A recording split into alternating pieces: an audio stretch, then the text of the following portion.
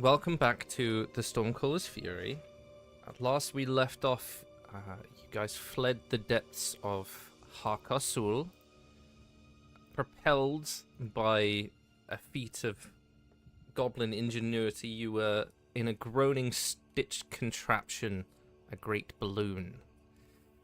Behind you, the Drow Citadel stirred in response to their matriarch having fallen to your hands, and the Scavren, the fanatics of the Soul Devourer, mounted atop these fey bats, came after you in an attempt to either kill you or reclaim what had been taken, one of which being an egg, believed to be a petrified relic of the elemental plane of air, had instead responded to the touch of Zephyral. Cracking and now cradled in her arms was a living wormling, or a baby dragon. You were able to traverse your way, firing ballista and spells at the drow before you reached the crux of where the goblins had blown their way into the cavern, assisted by Elthrix, your ancient blue dragon, who did the mosasaur and struck from the depths to chomp on the remaining drow before they could down your hot air balloon. Unfortunately, victory didn't follow you to your sanctuary in Glimmerkiltan, as goblins lined the walkways, hands full of fungus flowers and glowing dye, and casting color into the air as the dead body of your companion was carried to the Temple of the Muse.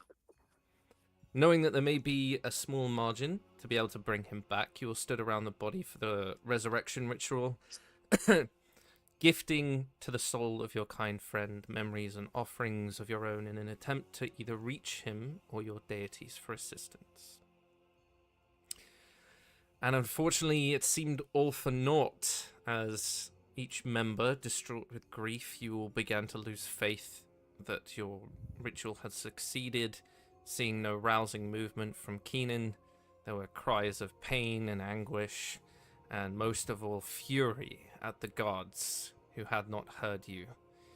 Until the air moved, stirred from a place, and sheet covering the body shifted enough to reveal his face that had begun to move. And in that moment, whether by fate or the hand of Zephyrix himself, Keenan Moonsense was no longer dead. And we left it off with you guys beginning to head back to the Dwarven capital of Cardunor, which isn't that far away because it's only upstairs. And we will pick it up there with you guys essentially ready to leave. You've all had your long rests, and Keenan had a very long rest, and you are back and ready to go see some dwarves, I think.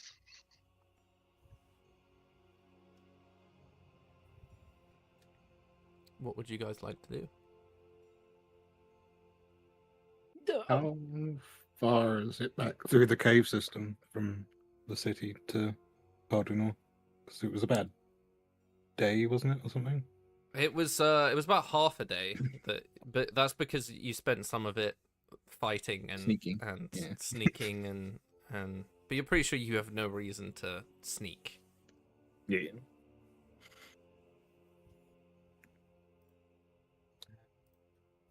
Is there anything else anyone else wants to tie up before we leave? Before we leave, I know above table that Keenan doesn't remember anything. But her god did tell her, ask your friend what he saw in the library. Mm-hmm. So she wants to ask her friend before she forgets what he saw in the library. So she's gonna, as sort of everyone's sort of filtering off, she's gonna take his hand and just sort of bring him back so that they're walking behind everyone else as we're all walking. And she's going to just say, do you remember anything at all that you after you passed? My the she who shall not be named told me to ask you something. But I don't know if you... She talking to you again then? Apparently so, when I, after you, when we got back to you, and I kind of had a little... I kind of turned someone into mincemeat, and then she's gonna look down at herself and remember she's covered, still, in this woman's blood, and be like, and she's like looking at her hair that was once white and is now red. I think I can do something about that. Hang on a second. And it's slower than he's done before, but he's going to cast Prestidigitation to clean her up. But it looks completely different.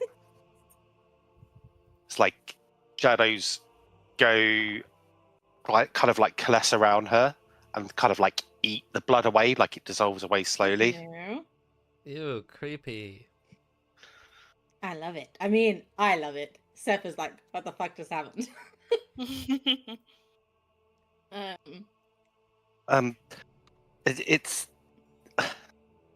It's fuzzy. Like I feel different. Like I should remember stuff. I only asked because she told me to ask you what you found in the library and told me you know what that meant, but I don't know what that means. What library? We haven't been to a library in ages. Well, I'm assuming I was with the Shadowbinder. Well, you weren't with That's the her, library. so that's all I can tell you. You weren't. Books. You And he's going to try and remember. Okay, roll me a history check. With pleasure. That is a 14. Yeah, I would say you remember sort of what everything looked like. Yeah. You remember a library being there. So I talk about, rows and rows of books. He pulls out his sketch pad and tries replicating like stuff that he's read, but it is completely indecipherable. It's like not even another language, it's just like random symbols and letters all over the place. Zeph will sort of take his hand, she'll like put her hand on top of his and be like, it's okay. We don't have to do this now. I just thought I'd ask. But I don't want you to... We can take our time. You can take your time. Like... There's... It's more feelings.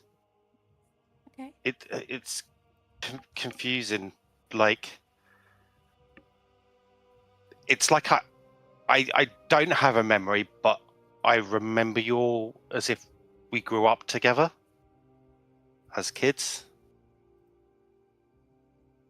Okay. But I know we didn't. But it feels like we did. Like all of us? Yeah. Strange.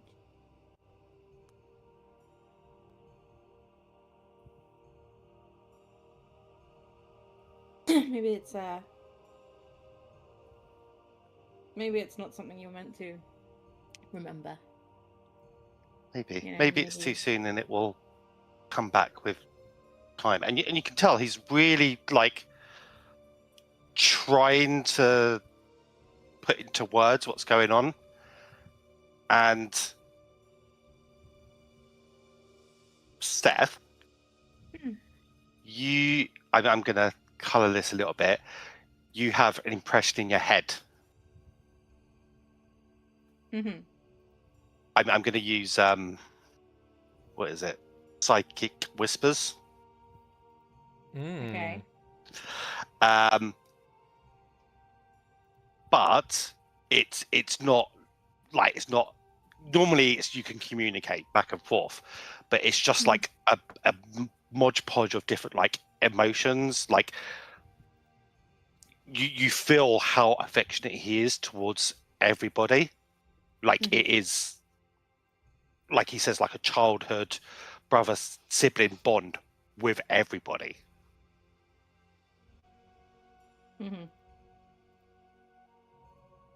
Okay. she'll be like winded, like she gasps for a second, like she wasn't obviously she wasn't expecting that. She'll sort of like her steps will sort of falter, and she'll be like, "Oh Jesus, what? What? What just? What? You didn't?" And she just hugs him. He hugs her back. It's okay. Cute. We'll figure this out.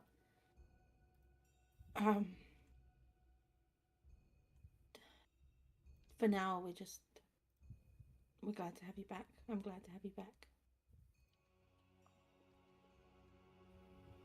Yeah. He gives his hand a squeeze. And he's like, let's go. He walks with her, not letting her hand go. Okay. Like the siblings we were meant to be.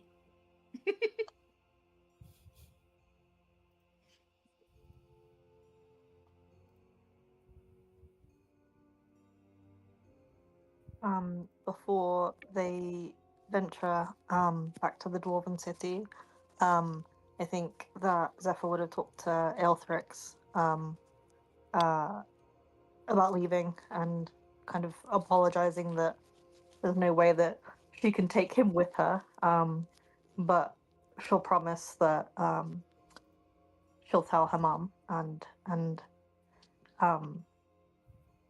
that they'll meet again soon. Cute.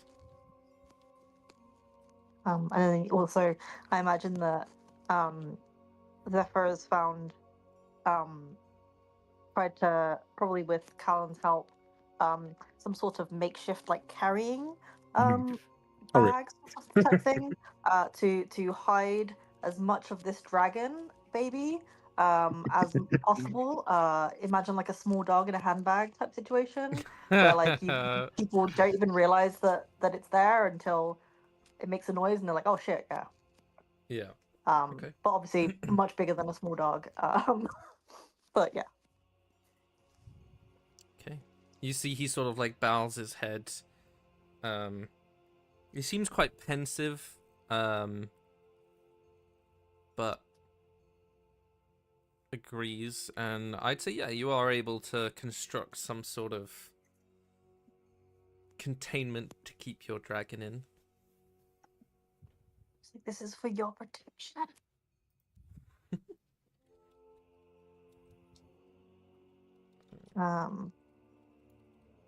Yeah. Okay. As you guys obviously picking up your packs and gathering the things that you might need, Spindle comes up to you and lets you know that there is an easier way to get to the surface, and begins to lead you on a different trail. Rather than going up the same way you guys came, he leads you off in a different direction. And there's about 2 or 3 hours of walking through these quite cramped sort of tunnels and spaces. You notice every now and then an old mine cart or the remnants of some form of mining and digging below, before you begin to hear the hustle and bustle of the Dwarven city once more. And coming up through what appears to be an old wine cellar, there's a wall that he sort of moves a big portion of a crate to the side, and you guys find yourselves in this wine cellar before you come back out.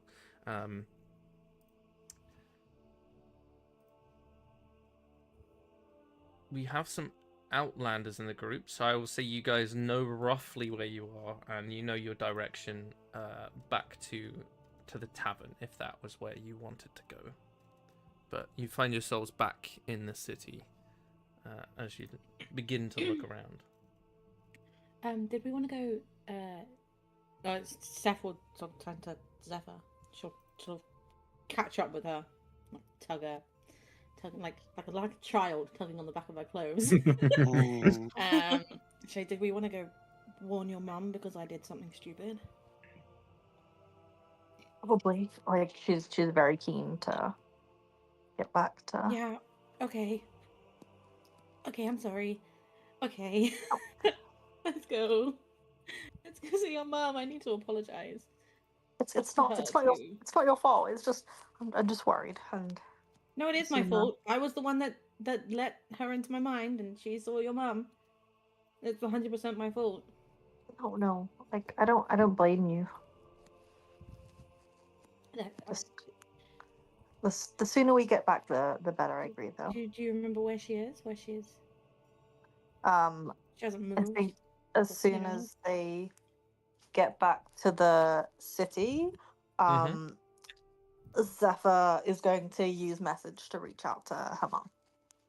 Ooh, yes. Okay, so you send out like this beam of magic. What is your message?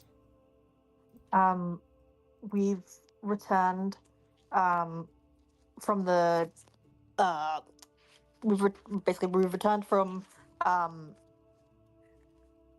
the trying to think now. I'm trying to think. Did they even tell her where they were going? We no, you didn't. Yeah.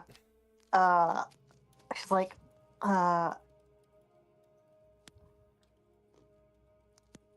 we're back in the city now. I'm sorry I didn't tell you where we were going. I have some news, some good and some not so good. Where are you? Okay. There's a bit of a pause before you hear back that sort of lilting voice back in your head. That is a lot of information, but okay. I'm still in my hiding place.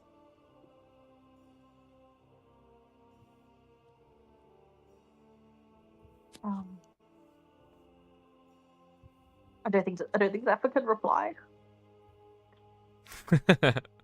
I think it's just like a one. One and done. Yeah. So, yeah. So Zephyr will tell the group that is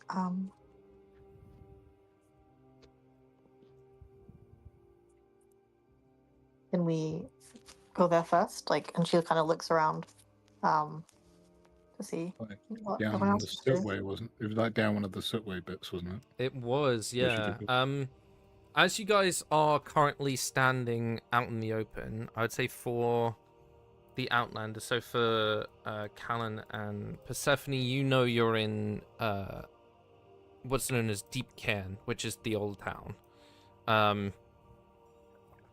which is on the east portion of the city, and the sootway is the way to sort of make your way back up through all of that mess, is to go back through the Oran Vein Market and then up to where her hidey hole in the palace is.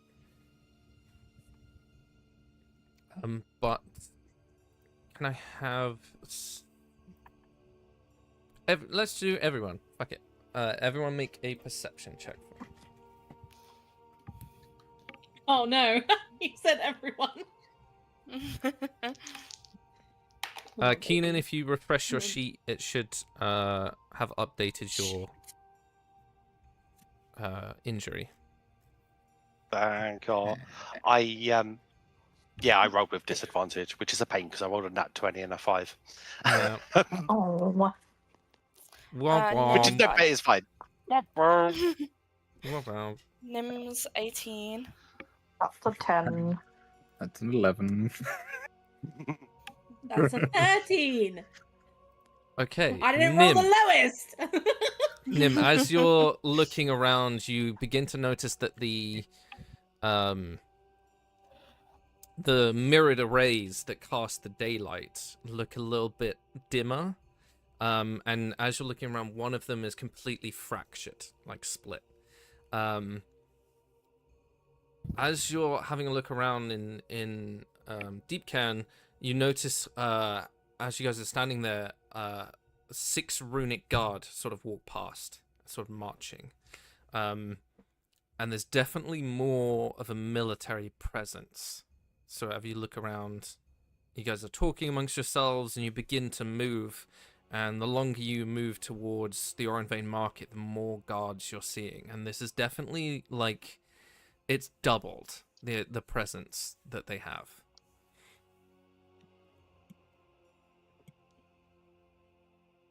Nim like points out the cracks and is also like, guys, I think something's happened while we were downstairs. I was immediately going to say, well, at least we know it wasn't our fault, right? We weren't even here. I don't know. We let off some pretty big explosions down there. You never know, it might have done something. Zephyr just looks Maybe like... we should just ask. It definitely That's wasn't all my straight fault to for God. once I was dead. Us walking straight up to a guard. She's going. Zephyr's Okay. face is very much just like, why does something always have to happen? Can we just Because it's a D&D campaign, God's sake, Zephyr. And we are the drama. She doesn't know that. In her defense. In her She's defense, not she does breaking not the know. fourth wall. Yeah, you Steph sort of with march. her no tact at all. I'm just gonna Yep, march you straight march. up and be like, "There's more of you." Why is there more? You of see, one of the guards just like turns around. You see him like looking you up and down. Am I meant to be impressed by your perceptive ways? Impressed? No, I'm just curious. Why has Well, something happened? you didn't ask me a question, so. I did. I said, "Why is there more of you? Like more guards? Has there been like an incident?" Have you got your papers? She spins around and looks at the group and is like, "Have you got our papers?" I think Keenan had all of ours. But I can't remember whether they were forged or Because they Keenan were was, real. I don't know, Keenan was the one that had all the stuff, you know, without his fancy people. I don't remember what they're called. So This she's was, like looking at what's him, his name? and in her head, she's like, "Come on now, papers, and what fucking papers? I don't remember any papers." Was But it she's like Quill? looking at you like, "Please." Above table and in character, I don't remember anything about any freaking papers. I think it was handled by Quill, Right. if I'm remembering correctly. But I could be wrong. So she arranged a reason for you to be at the ball, and she arranged for you to go visit the guilds, but no, there was never any mention of requiring any papers. Okay. In that case, It's she's a new gonna thing. spin back around and look at him and be like, "What papers? You Papers see, for like, what? What are they he for?" sort of like tilts his head and looks past Persephone at the group, and then looks back at you. Your papers to be allowed to walk about in the city, since you're an outsider. We were in the city before and we didn't need papers before. Is this new? It's recent. You should have been informed. Ah. We were Like- not informed. We've been staying at... Where's the place that we've been staying? Because I don't remember. Above We've been gone table. a day for crying out loud. Let me check my notes. I'm like doing the same thing. Where it was. Ben, help! I'm trying. Bear with me. Oh, no. I'm not helping. Oh, I've got nothing useful. When Wait, this was is it? all old. When were we there? It was like It was I wanna like say it was like end of last year. It was a long time ago. Mm, No, it was before that. And yet, so- only a day. yes. That's Ah. wild. yeah, D&D. because there was the like dodgy place that was like No, because it was. at Yeah, the we had two hammer and places. something. It was at the end of last year, because when I got taken by the bats, sorry, not sorry, it was the beginning of the year. It was the 9th of January, so it would have been. It was a while about before that. 10 to 11 sessions ago. Oh my god. Hold on, what session are we on now? The joke's on you. I number all my sessions, pussy. Sorry, I'm really aggressive. I'm so sorry. So we had the Nobody axe and admits anvil, it. which was the dodgy place. Oh, then we had the broken chain. Was that the other Oh one? no, so it must be No, the axe and it anvil was then. the- yeah, Broken the chain is the chain dodgy was place. dodgy The place. broken chain is Yeah, the I wrote dodgy that here. place. The broken chain I have written down. So axe and anvil. There you go then. She will whip that out of her brain box and then point at Keenan and say, "Do you know who he is?" She's hitting him with the, "Do you have any idea who you're talking to?" He like looks again. Should I? Look, if you don't have your papers yet, you need to return back to your accommodation until you have been processed. Brilliant. What does that process of processed look like? Do I look like a bureaucrat to you? Yep. I don't know what a bureaucrat looks like. Certainly sounds like one. You hear in your head. What the fuck? What the fuck? Yeah. What? You do. She's panicking a little bit because she heard a voice in her head. Who? No, but seriously, what does it look like? Do you know? How long does it take? He just shrugs. Cool. As long as it Good takes. talk. That's specific. Zeph will go. These papers, introduced by whose order? By the king, of course. You said recent. When? How recent? Because It was brought in this morning. we. Of course. Wait, this is above table. What was the king's name again? That is a great question. I don't remember. What was the dwarven king's name again? Give me 2 seconds. His name was... I bet I don't have that either. God, I have so many notes. Brenna- Why do I have so Brenna many was I his wasn't even here for daughter, that. right? I wasn't even here. Is it Brenna that Yeah. was the daughter? Yeah. Pantheon.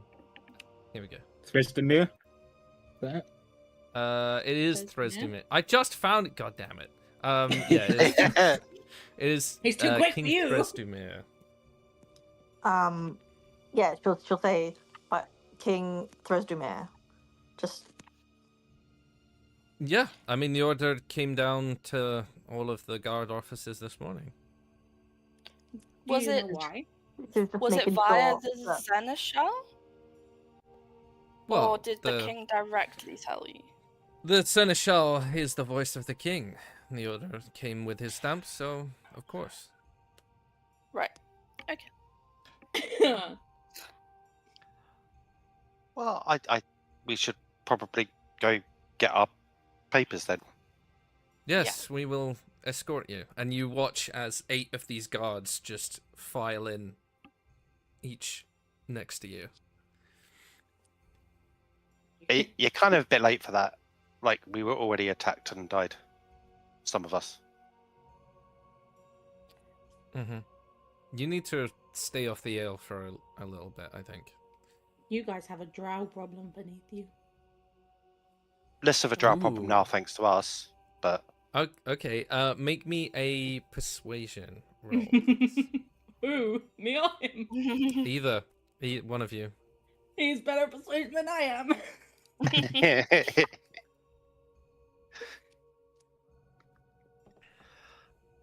I just need need to check something.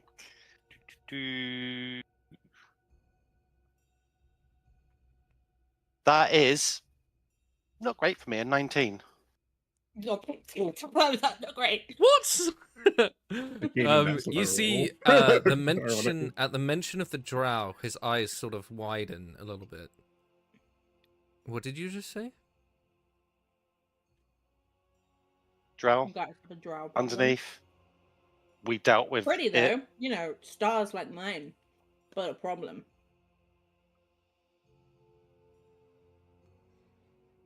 Part of that problem's gone though. She's like talking to Keelan. I'm like, yeah.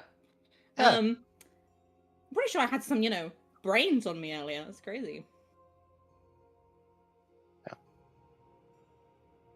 You're sure? And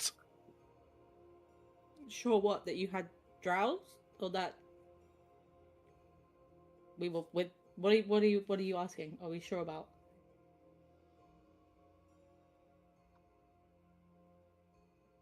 There was definitely drow.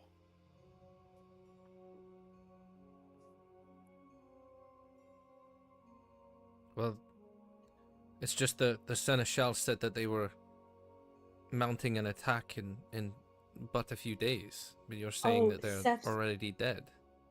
Seth's all of them. gonna walk up to Callan and pull the arrows, the drow arrows, out of his quiver, and she's gonna take this guy's hand and stab them into this guy's hand. And be My things! She's just, sorry, you'll get them back. And she like slams them into this guy's hand. I was like, believe us now? He like looks it over, begins to sort of scratch his beard.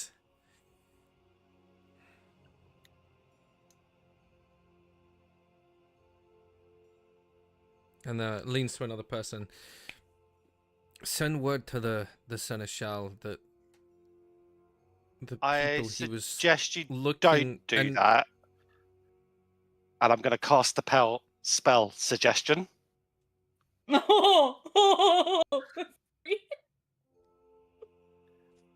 Okay.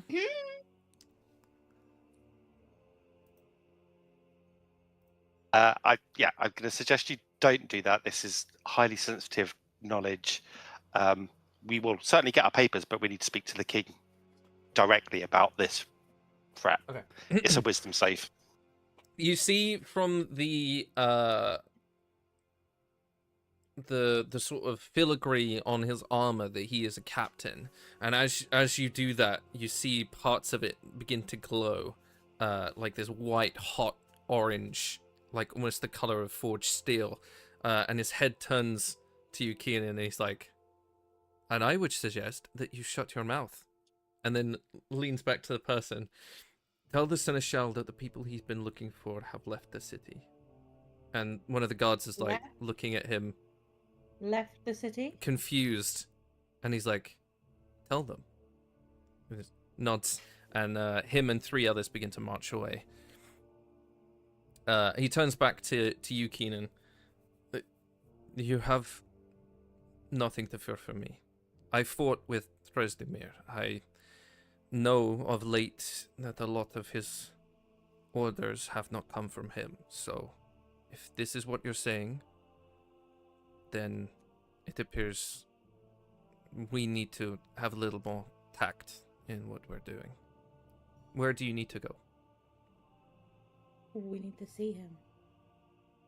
Yeah, Okay. as soon as possible. But if papers are going to hold us up, we get that sorted reasonably quickly. You said you don't know, unless you were just lying because, you know, I'm no one and he's cool and important. And Willow, I think my assistant at the Axe and Anvil will be able to help us with that, with papers. I'm after your advice here, Captain. Will we need papers to expedite the process, or can we get to see the king without giving the urgency? Even you just going to see the king, someone will stop you and ask for, even if I was with you. The Seneschal has, he's got emergency powers. With the impending war of the Drow, it was brought in that a stronger hand was needed. I feel like it might be necessary. We did say we made it easier We didn't specify that we killed the matriarch. That certainly was not makes bad. it easier. If you are able to get papers, I can get you an audience with the king. How do we go about getting papers? I You I just think said that someone will process us, but my assistant will be able to get those papers for us reasonably quickly if you don't ask too many questions, Captain. Ask no secrets, tell no lies. Exactly. These Keenan will hear remaining his head. guards... I don't know what that means. It's plausible deniability. If he doesn't know, I know. what's going on, She then doesn't. it's fine. She has no idea. So, he sort of nods his head. Axe and anvil, you said? Yes. All right.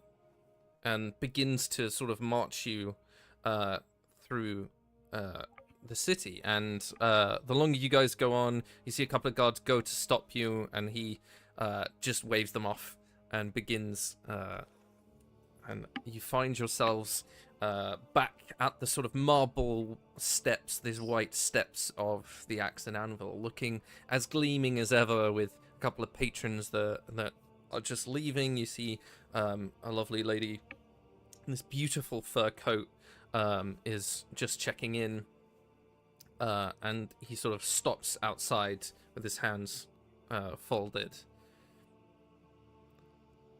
I'll wait here. Excellent. And I walk in, looking around for Sylphara, Mm-hmm. Quill, or Um, one of her disguises. Okay, make me a perception check. Damn it. The one person who should not be making it. That is a 5. Okay, you don't see anyone. Just gonna head for his rooms then. Okay. For the rest of you, That's anything not else, left or are aside. you going with her? Steph has not. Yeah, Steph has not left him.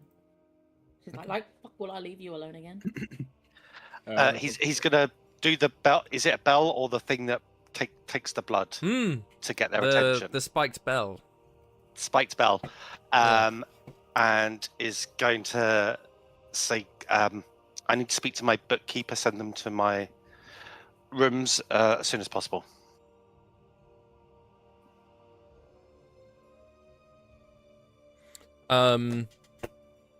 You see, there's like a little twig of a man who pops up. Even though he's a dwarf, he is skinny. Sort of pops up, and I'm sure we can arrange that. But a good deal of the elves left the city on order of the king. Of course. Yeah, that would make sense. We require papers. Are you able to expedite that process? We need them immediately. Well, of course we can. For a measly sum of 5 gold, we can get them expedited within a week. But We need them Mm. within the hour. I'm afraid And- that's not something I can do, sir. We can. Until then, you will have to be confined to your rooms for only food and entertainment, and that's about all we can accommodate you with, sadly. Understood. And he goes to shake his hand Mm-hmm. and palms him 10 gold. Okay. You see, he holds it, looks up at you, looks down at the gold again. Make me a persuasion roll with advantage. Not that you need it, but you have it. He has a plus 11, guys. Come on. God damn. That is a 31. Jesus. Oh my Jesus. god. Nat 20 for 31. Nat 20, Jesus. As he looks at the gold, he goes to shake your hand again. And like as you shake it, pulls you closer, so you're like almost leaning completely over the desk. I'm sure we can arrange for some specific entertainment. for tonight. That would be most excellent, thank you. And like nods his head. I'm like, let's go.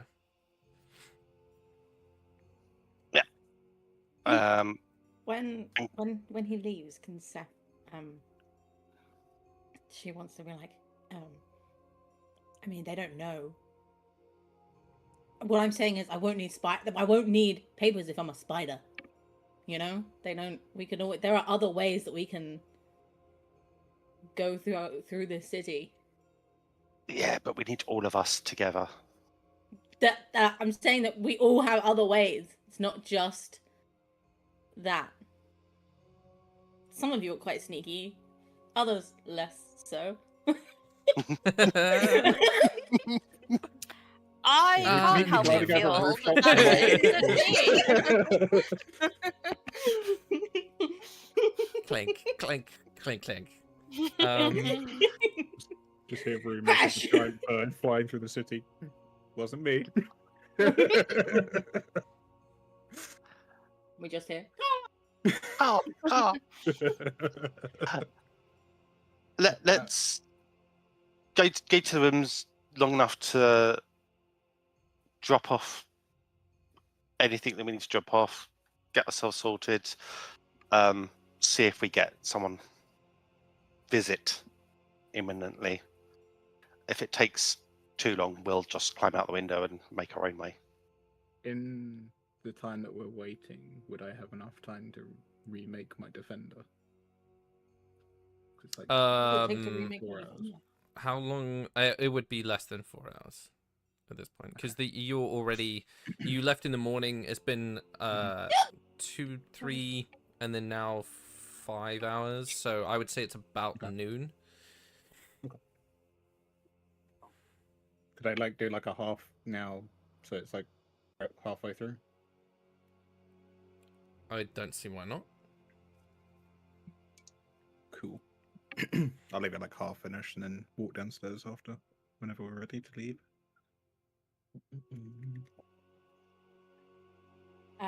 In that case, Seth's gonna talk to Keenan again one more time. Sorry, and say, "You called me Willow." Yeah. Not Seth, not Persephone. You called me Willow. Because As that's What's the happening, deal? you notice that Kozar's taken one of because there's always a tray of ale. Being this is a very wealthy place, there's always a tray of ale. He's about halfway through drinking it, and as you say that, just like spit takes all the way across the room, just like, poof, and then it's like looking between the two of you. That's my boy. Keenan looks confused and is like, "Yeah, that's your name, right?" It was. Is that who you think I am now? I'm not Seth, Persephone. I'm Willow again. And like he screws up his face like he's really concentrating. He's like, "No, you're Willow and Persephone. You're both." Okay. Don't have an aneurysm. Okay. I think this Okay. guy's crazy. Seth's like not even looking at Kozar, just slapping him. She's like slapping his chest, like I think we swatting him broke to him. shut up. He died. Cut him some slack. I was always a little bit crazy. Yeah. That's true. I mean, you married us without permission, so I count that as pretty crazy. As you guys make your way back up to Keenan's room, which is this vast suite of maybe like 3 or 4 beds, and a hearth and a table and a nice sofa with a rug. As you open the door, you can see that it has been put back together, but it's definitely been turned over. Like there's things in different places.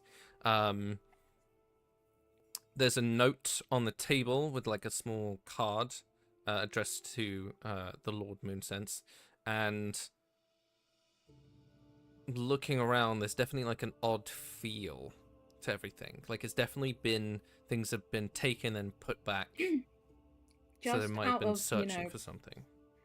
out of safety, Seth's just gonna pop a detect magic just to make sure there's nothing else askew in the sense of there's something in there now spying on them or something. So she's just gonna pop a quick detect magic. Yeah, you get a couple of pings in the hallway from runes that would definitely be along the lines of monitoring, but you get nothing from inside the room. Yeah, she's gonna sort of usher everyone inside very quickly. Okay. With Kalanthor resuming some of his work of like this beautiful suite and then like this weird sort of skeleton looking metal thing in the corner, like with an array of springs and cogs just kind of spread across the floor. It kind of ruins the feng shui, but it is what it is. Yeah. I'm like a toddler at Christmas that's got like bionicles. We've got all the toys in the Yeah. I will have you know, toddlers at Christmas play with the box. As the sort of hours pass by, the couple of hours, what are you guys doing in that downtime to sort of prepare anything, or what are you thinking about? Because you do have a little bit of time to kill. Oh my god, I wasn't prepared for time to kill. I wasn't prepared. Keenan is going to find a mirror and check his appearance. Because he knows there's something wrong. Yeah, as you're looking in this mirror, you see staring back at you this inky black, just completely concealed over. There's no iris, it's just all black. There's nothing dangerous to you that you can sense of it. It just looks strange. That's new. As Persephone, you are... do I still look pretty? Aww. As you are staring in the mirror, can you make me a wisdom saving throw, please?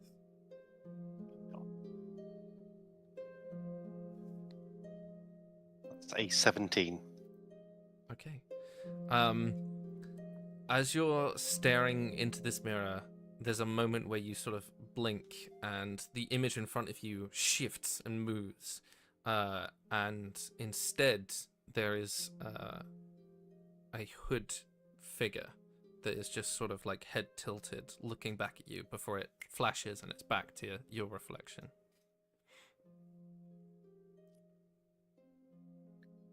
Doesn't say anything. He just is going to go, yeah, they're right, I'm crazy. Can Seth go up to Zephyr while he's having this moment? And she's going to take the crystal ball out of her bag. Yes. Say, you want to check on your mum? Or maybe not your mum, but you want to check on your mum with those things? Zephyr like looks over at the orb and is just like, yeah, she'll probably be wondering where we are now. Like I couldn't respond to her that we were heading there. And she because I think she was the one that took the you got the stone, I've got the crystal ball. She'll set us up on one of the beds. She'll pop the crystal ball in the middle, so they're sat sort of either side of it. A real fortune teller. Just quickly before that, as soon as they kind of are alone, like as a group, she will have like made sure to cover like any any possible way that anyone could sort of spy on them or anything, and allow the dragon out and just have been like playing and just kind of trying to teach this dragon tricks in a way that she doesn't even really know how, because she's never had a pet before. So she's like, How do I look after another living being? I don't know. All can I've had barely- is spiders. She can barely look after her. Yeah. Yeah. So yeah, she'll take the stone out of her inventory and then go like, did we just yeah, I don't really know how Hold we it did and it. think. I don't know. Do you think of the person? I don't know. When I picked it up, it just showed me. Yeah, so that's Maybe what she's hold gonna. it and look in the crystal. Yeah, she'll take it out and then look at the crystal ball and think of her mum. Okay. Can you make me a wisdom saving throw, please? Of course. Zephyr's super wise, you know. The You're wisest. Probably close Um, enough that you'll get my +2 to your wisdom save. Wait, that was a wisdom saving throw, right? Yes. That is 11 and then +2, 13. Okay. I don't like the smile. I don't like it. As you sort of hold it and you begin concentrating, can you roll me a d6? Uh-oh.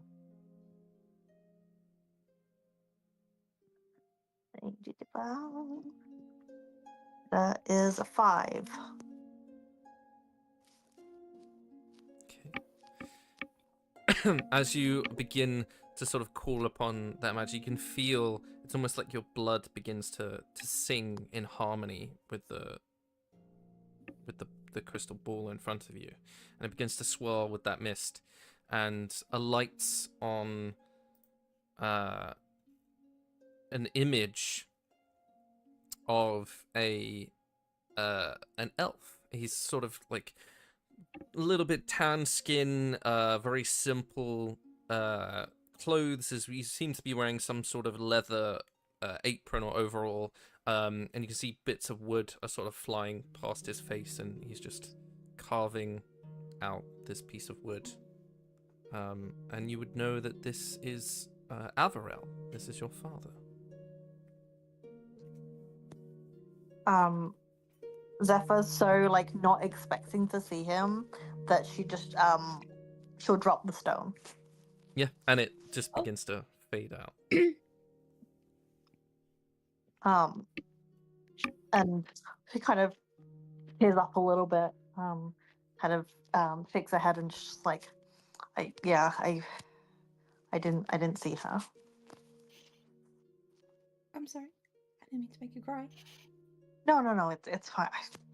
And she just kind of, I saw my dad, and I just every time I think about him, I just feel really guilty. Why? I just left. I ran away. And I have maybe talked to him once in this entire time. And Doesn't your fancy message reach? it does. Anywhere? That's how Did we you talk. want to? I just Did you want to reach out to him, and does he know about your mum? Did you tell? I haven't. I've been a while I'm sorry, since I've talked to him. I shouldn't be like No, it's bothering you. I don't. It's just hard talking to him. I wouldn't even know how to explain my mom being around. Yeah. And she shakes her head. She'll use like the corner of like her cloak or something to pick up the stone, so that it's not skin contact with it. And then hold it out to Persephone and just say like, I don't think I want to hold on to this anymore. Without even like thinking, Zeph will just take it. Just take it in her hand. Okay, Not roll me a wisdom saving throw. She doesn't care. She's only got one living family, if you remember. Bippity boo. My brain. Wisdom saving throw. I don't math well. 24. Okay, so this means you are able to control it. So who are you thinking of as you cast that? Oh, I've only got one family member. Wahoo! But I think with this whole talk of her, of dads and mums, and she was thinking about Zephyr's mum, so I think that would lead her to thinking about her own, even though she knows her own mum is dead. That's where her mind would go, but she knows that she's not going to see anything. She's not trying to anyway. Okay, as that happens, you see the mist begin to swirl, and you get the image of a very familiar grove. It's like a field with a massive oak tree and nothing else. Steph just looks at it and goes, "Do you think that's where they buried her?" She's like looking at the oak tree. It is.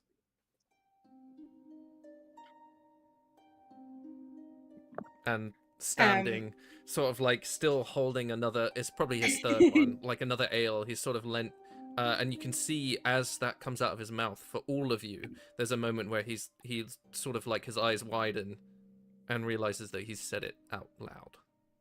I know, because I know you were there. I saw. I had a vision of you being there. Yeah. You killed the tiefling that killed my father. No, You and Roke. What do you mean? I saw. I saw. Can you roll I had me a vision of you doing it. Can you roll me a persuasion, please?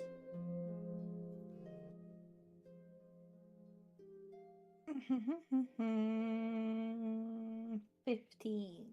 Okay. You see he like looks at you kind of warily. How? Hypothetically, if that did happen. When was it that she saw that? Was it when the lady was in her head, or was it from her god? Was it from the Weaver? It was from the It Weaver. was the Weaver when she saved Zephyr. She was like, it was when I reached out when you weren't there. When the bat was carrying me away, and I reached out to Eridus to save Zephyr. She showed me. And obviously I saw your you've known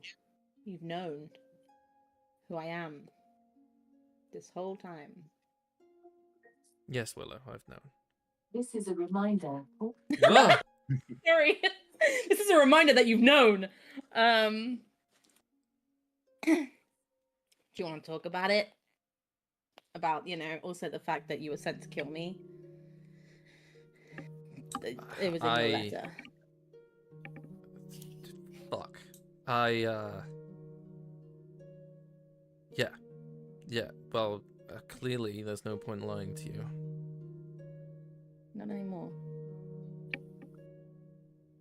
I meant to tell you, but I felt that it would only bring up worse memories, and it would tarnish what we have, so. Yeah. And then when I saw Roke again, I thought that in that brief moment that my world was going to come shattering down, and then he died, and I thought everything would be fine again.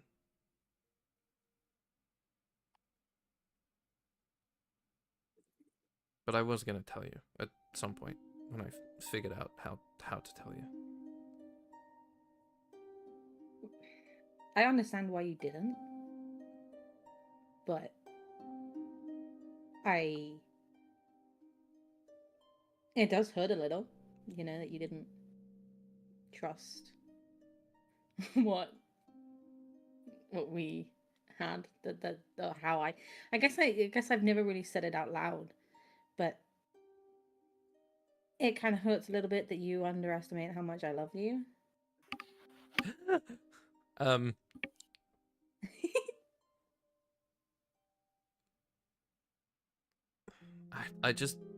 I figured that you would feel that it wasn't real, because the way we met was on purpose, staged? and yeah. Okay. I had to make sure you were fine.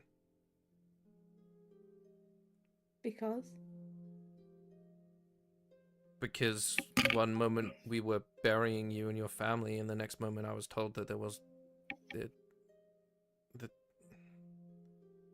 that someone had climbed out. And it took me 3 or 4 days to realize that it's how you look now. You weren't exactly subtle. Yeah. Well, and Eowyn did say that I still looked like myself despite the change in my skin color. Yeah, the face is kind of similar. Yeah. And as like this sort of very awkward but loving conversation and the truth sort of spilling out, there is a sharp knock on the door.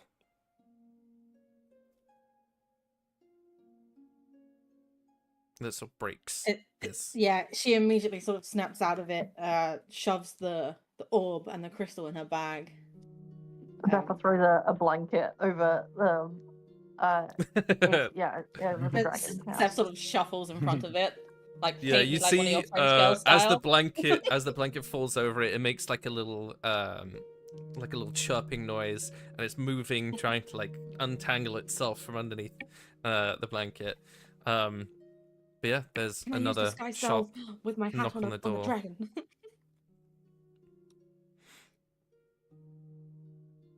Is anybody gonna answer that? Keenan, it's your room. It'd be weird that she's gonna run up to the door and answer it and be like, "Hello, I'm Keenan's wife." In panic. Okay, as you open up, you are presented with a very busty dwarven woman. Her beard is perfectly braided, and she has long, beautiful curls. She's wearing this very tightly kept corset that's kind of just spilling all of the assets towards you. And she's leaning ever so slightly on one side of her hip. Oh, hi. I was told to. You're the come and entertainment. I am the entertainment. I didn't realize there were. And she sort of looks past you at all the people. Lots of us. I didn't realize it was a group thing that will run you extra.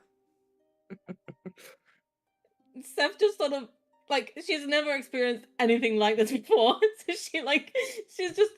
she's sort of smiling, but it's pure shock and confusion, and then she slowly steps back away from the door and then keeps walking backwards until she's behind Keenan. Just keeps going.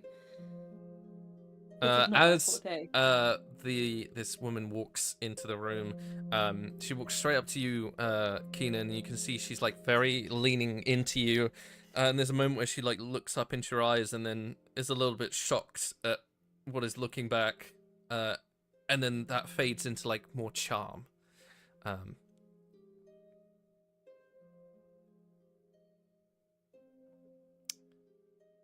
So, are you sure you want them all here?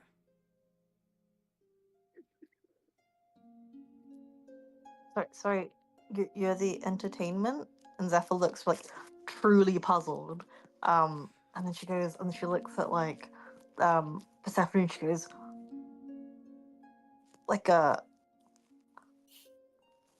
and she's what kind of entertainment? Seeing that, she looks up at Keenan kind of longingly, and then looks back towards you and begins to move over to you.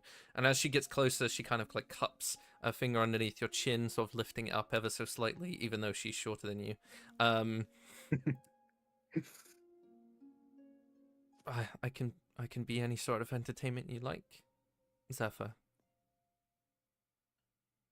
What is going on? Zephyr She knows looks her like, confused. I'm He's like, sorry. "Why- It was too tempting. And she sort of like waves a hand, the door shuts. And then like as she's like cricking her neck, that shimmering form sort of like shrinks and moves upwards. And obviously Quill reforms herself back into the form that you know her most, that sort of elven curly ginger hair. And she sort of like still has part of Zephyr's face under her hand, and she's like, let's go. Sorry, it was far too enjoyable to keep it going, so. Zephyr just looks at her and goes, that wasn't very nice, and like removes her face from the grass. I'm sorry. They can still hear you if the door's open, so I figured it'd be fun to keep it going. My lord, I was told that you needed to speak to me.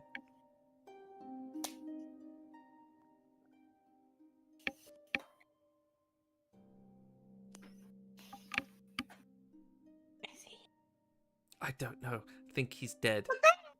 I think he God, died. Not again. Again. Oh my god. We just did. Caca! Ooh, ooh, ooh, ooh. I don't think he's here. Well, Rough. Oh, he is here. Oh, Is your mic doing a boo boos? Hear me now. Yeah, we can hear you yeah, now. he is. It's completely I was blank talking as that whole well. time. How long? I was going to say, Sorry. Keenan not making a comment when a lady in the night walks in was like baffling. I was Yeah. like, what? Why is it like maybe he's really solemn now? Like, oh fuck. From the moment there was a knock on the door. I was Oh. talking. Well, But I it's was fine. wondering why you didn't answer the door when I was like, isn't somebody gonna get that? So he looked around when the door knocked, yeah. and then as Persephone went to open the door, he shouted, "Enter!" And yes, he says, "Yes, we need urgent update on what's happened in the last 24 hours. We also need papers. We have the evidence on the seneschal that we needed, but we need to be able to present it to the king." Right. Yeah. Okay. And you see, she's Also, sort of don't like, tell my mother about this. And he shows her his eye, because this is the other bit that you missed. He's changed his fringe so that it covers the black eye, so he looks like super edgy. emo now. Emo, I'm gonna have to read. I'm not the only emo. Woo. She's like, okay, and she sort of rubs her hands, gives an apologetic look to Zephyr again, because she does actually feel a little bit bad, and walks over to a desk, and sort of leaning over, picks up the inkwell, and looks inside. Yeah, it's good enough. And walks back over, and seats herself in sort of the middle of all of you guys, and sort of like offers a hand for you all to sit as well. This is weird. Are we doing a kumbaya? She sits down. Yeah. She's going to do a palm reading. Are we No, about I- to sing? Prayer circle, maybe? Let's hold hands, guys. Let's hold hands. Nim immediately like grabs the hand and puts it on the side of her and is like, "Let's do this." If there's not a No, friendship it's- bracelet, I I'm going to be just- disappointed. I figure it's a lot easier just to show you. And as she goes to uncork the inkwell, she like looks down at the floor, and there's like a tangled mess of blanket. that's Nothing. moving, and she's Nothing. like- Nothing. Nothing. and then continues on her way. And she draws her hand up, and the ink begins to follow, and sort of lifts it up. And you watch as this big ball of ink begins to move and shape itself into a visual depiction as she begins talking. Last night, the Seneschal declared a martial law. He said that the Drow were about to attack, and given that the king had fallen ill, he was to take power, and you're seeing, like, images of him addressing this vast crowd of people with a podium and the spire sort of behind him. It's very sort of very politician, sort of like hand movements, very agitated and angry. He deemed that all outside influences needed to either leave the city immediately or be vastly controlled, so everyone has to have papers to declare where and who they are, where they come from, and their business within the city. The Runic Guard has doubled in size. They have called upon every reserve, including the people who have fought in previous wars. No one's happy about it, but the good portion of the city seems to like his initiative, given that his lies about trade have influenced them into thinking that he is in the right.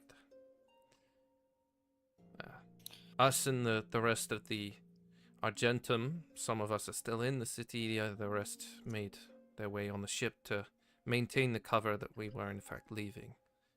They're floating nearby. Sorry, you said the king has been taken ill? Well, that's the claim. Yeah. No one's seen him. Do you know? I was about to say, Dad, do you know where he is? Well, no In the one's seen palace, him. apparently. The best that our aerial spy can convene is that she has seen him in the palace, but the Runic Guard seem to be keeping him there.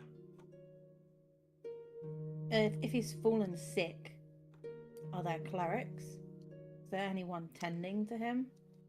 Weirdly enough, no. No, we've seen maybe one, but he's barely even a cleric. I spoke to one of the healers in the Orn vein. They said he wouldn't be able to put two herbs together if he tried, so my guess is probably some kind of farce. Oh, the reason I asked is because we've got a few clerics that might have been able to scooch under the radar in that sense, but if he's not seeing any clerics except for one that's less than competent, perhaps that's not going to work.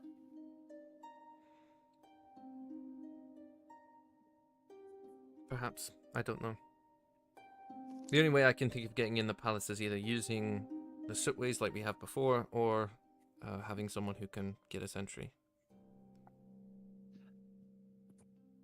We do have a captain that is loyal to the king.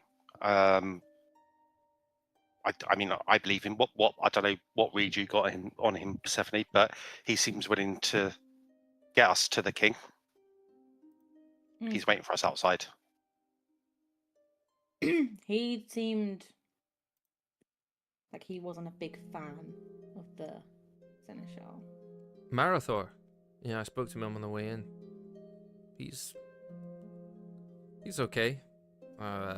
Hasn't been in the Runic Guard in years. He said he left because he didn't agree with the way that they were operating.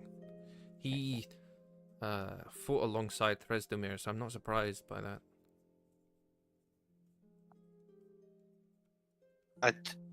Do you have recommendations for us now that we have this evidence? Well, I figured that you and your band of merry degenerates would reappear at some point, and she puts a hand into a pouch on her side and pulls out a set of papers, hands them over to you, Keenan. So of course I had them forged. Excellent. Efficient and on your game as always. Well, yeah, that's why you pay me.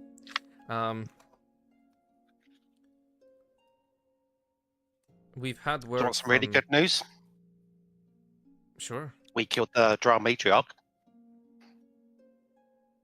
Turned her into mincemeat. We've pretty much disseminated their leadership structure. Do we have any evidence? Didn't get to kill them all, but... Well, I mean, that's good, because then they won't attack, so that'll be a bonus, but... I'm pretty sure some people looted their stuff. Do we have any? Yeah, Yeah, we so have we've this weapon- armor. We also weaponized the goblins. There are goblins? And she looks genuinely surprised. How do you? I thought you were. I don't want to be mean. I have nothing nice to say, so I'm going to say No, nothing. but so we knew that there was some sort of operation. We thought it was some orphan coalition. There's like a whole like There's a city of them. That the I orphanage fucking is knew it. the cover. I told Ellie it was real. I told her. I said that there was a city underneath the capital, and she told me to stop drinking so much wine. Yes. Ellie does lack imagination sometimes. But yeah, do we have any evidence that we can give to the king? That she's dead. No, I thought you were going to drow. find evidence against the Yeah. Seneschal. Yeah, Yeah, we've got like I'll- a ledger and. Yeah, Callum will literally just reach into his pack and pull out the journal that he found. I think this will give you everything you need. Oh yeah. I'll get on it right now, if that's what you want, my lord. Yeah, I think we need to hearts and minds of the city, win them over. That the Seneschal is a absolute bastard fraud. I'm also quite tempted to assassinate the Seneschal now. Don't make a martyr out of him. It's a very good. If it was in defense of the king.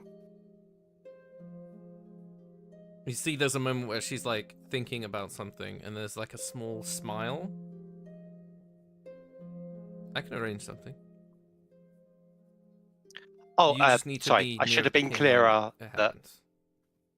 yeah, I would like to do the assassinating myself. No, I understand that, but I need you to be near She the means king. this setup. Yeah. She means Yeah. the setup. Absolutely. I think our man at the door might be able to help with that. Unless you think it's better to go in via the Sootways. Okay. Yeah, no, that's fine. I'll arrange a meeting of all the prominent families. I'll find a way to convince the Seneschal they needs to speak to them.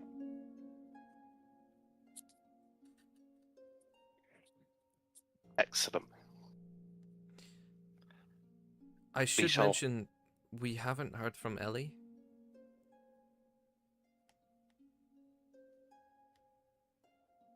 She It's did just- have to go home. Yeah. Do you often hear from her? Like when she's She checks in. between places? yeah. Well, she When said was last that she time? didn't trust Keenan to have complete oversight, so she would be checking in. And when did you hear from her last?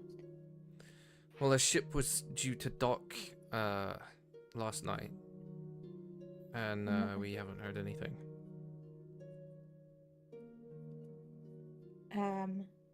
Seth's gonna reach into her bag with the stone, and she's gonna hold it out to Keenan and say, "You want to check in? We found some cool stuff." Yeah, sure. How does this work? And she gets the crystal ball out, puts it down on the floor where they're all sat, and then she hands him the like stone, and it's like, "I guess you think about her." Okay. And hope for the best, and look into the crystal ball. Okay, Keenan, can you make me a wisdom saving throw? You can have my Sure. guidance too, because she's trying to help you do it. And my +2. And my axe.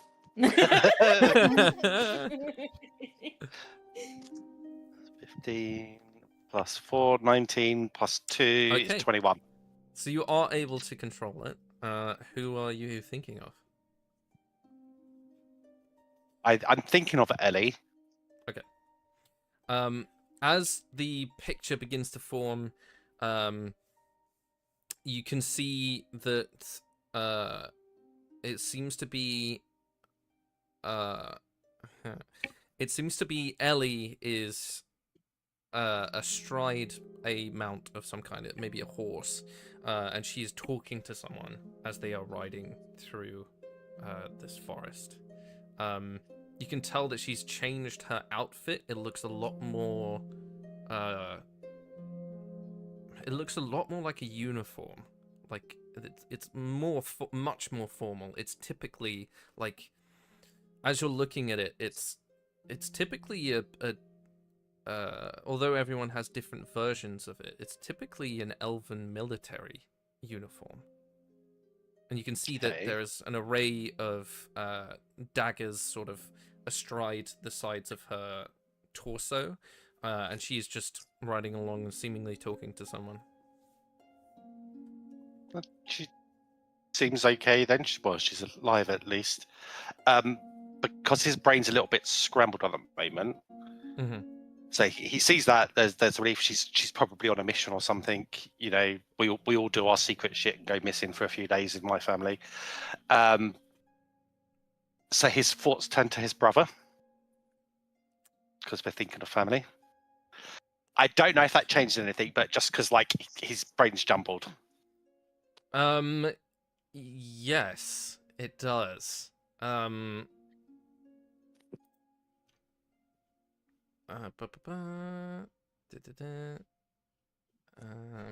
have a look.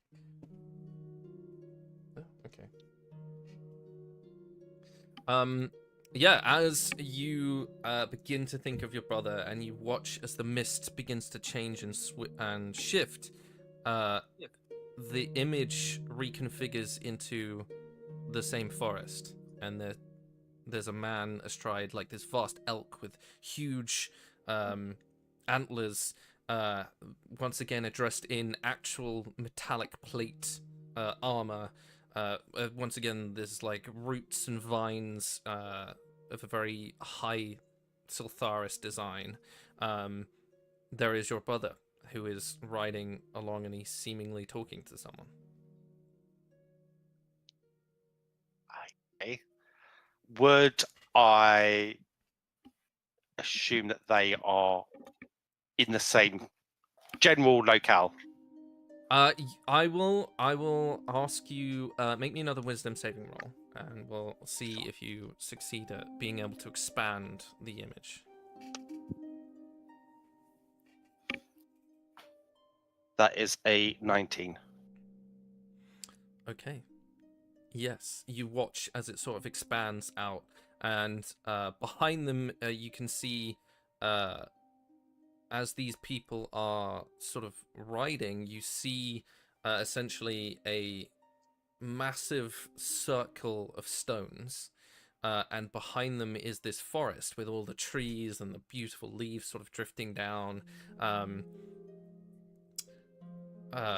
As you are able to control the image, you're sort of moving it around, and as they're riding, you can see that the mounts begin to sort of move in a different way, and their hooves are touching sort of this tan soil and sand that begins to shift ever so slightly as they're sort of moving along.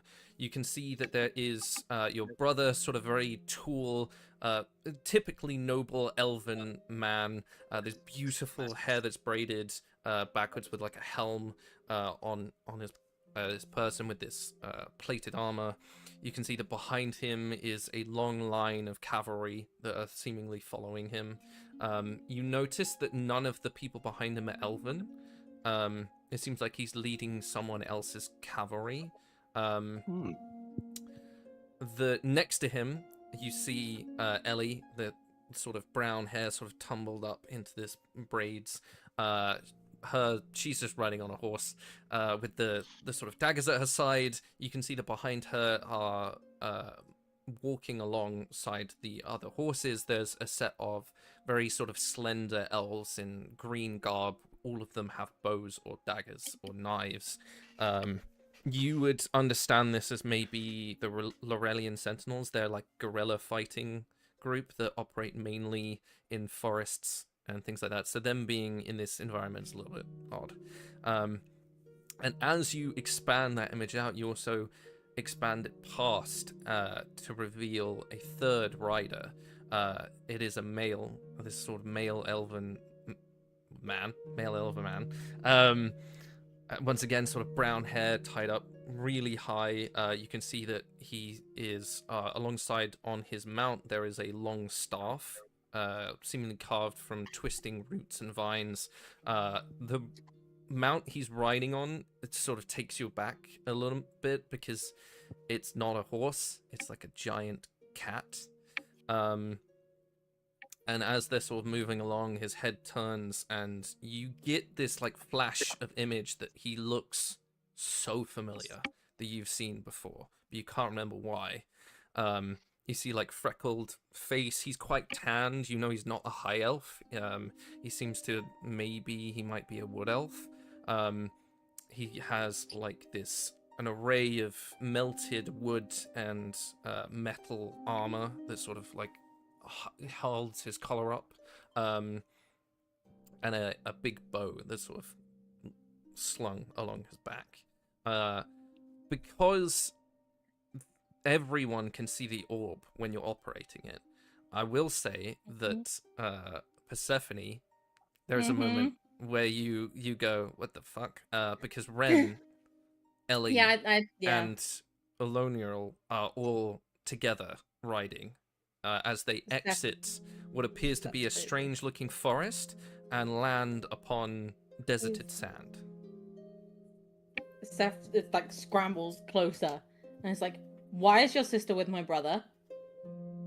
Why is your brother with my sister? How does your brother and your sister know my brother? Hang on, your brother's... That's my brother. That's Ren. Oh my god. That's my brother. Again, I'm freaking out. I almost died. Sorry. Oh my god, I'm gonna throw up. Yeah. She's freaking out. She's like, why Keenan, is my brother with them? Do you want to make an insight roll for me? Me or Persephone? You, Keenan, because you're the one operating this thing. Sure. That is a dirty 20. That's high. On a dirty 20, you would understand that your eldest brother is a commander of cavalry. He usually commands the Hawk Song. And as you're thinking about it, you would be like, well, he wouldn't need to because they already exist in... If this is Ixalora, then they already are there, so there wouldn't be a need for him to take them through what appears to be a portal. So maybe he's taking someone else's cavalry to go meet his. And presumably his husband is not present, so exactly, he's not at home. He's not at home. Obviously, House Nightstar, being your sister, operate the sort of master tacticians, the guerrilla warfare, and manipulators. So the walking elves might be the gathering of those people from Elindrian. So she's gathered up any agents that she can spare and taken them through with her. And the third person, if there were to be a meeting of the sort of military leaders of elves, then they would need a representative of the wood elves of Kaloria if they were to intervene. And the only person you can think of who would fit that description would be an archdruid, who coincidentally might be Ren. Based on his... it's not based on what you know of him, it's based on the adornment you can see him wearing. So you get to understand that maybe there's been a call to war, and that the Kaloria elves have also joined. And that is why he's there. So just as I'm working this out in my head, the connection between me and Persephone drops because it's timed out now. So should have seen my thinking, and then it goes silent. Okay, wonderful. I love that. So I'm just staring at her now. She's just gonna ask him. She's gonna say, like, I know obviously that what you just thought about, but you don't recognize him, do you? You don't know him. Roll me a history check. Oh. Oh shit! You That's a recognise my 15. mum's other name. On a 15, it's almost like when you were reading those books, you were seeing them. It's more than reading. You saw the memories. Got You you. remember a memory of a book you were reading of a brother that looked like that. Older, sure, as elves don't look that much different when they're older. Mm. He's wearing different clothes, maybe, but yeah, definitely him. In that case, I will go. Not in my previous life,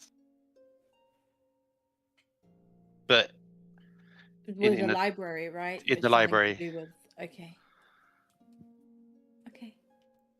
which is I only ask because you recognised my mum's name. Or her other name from a painting.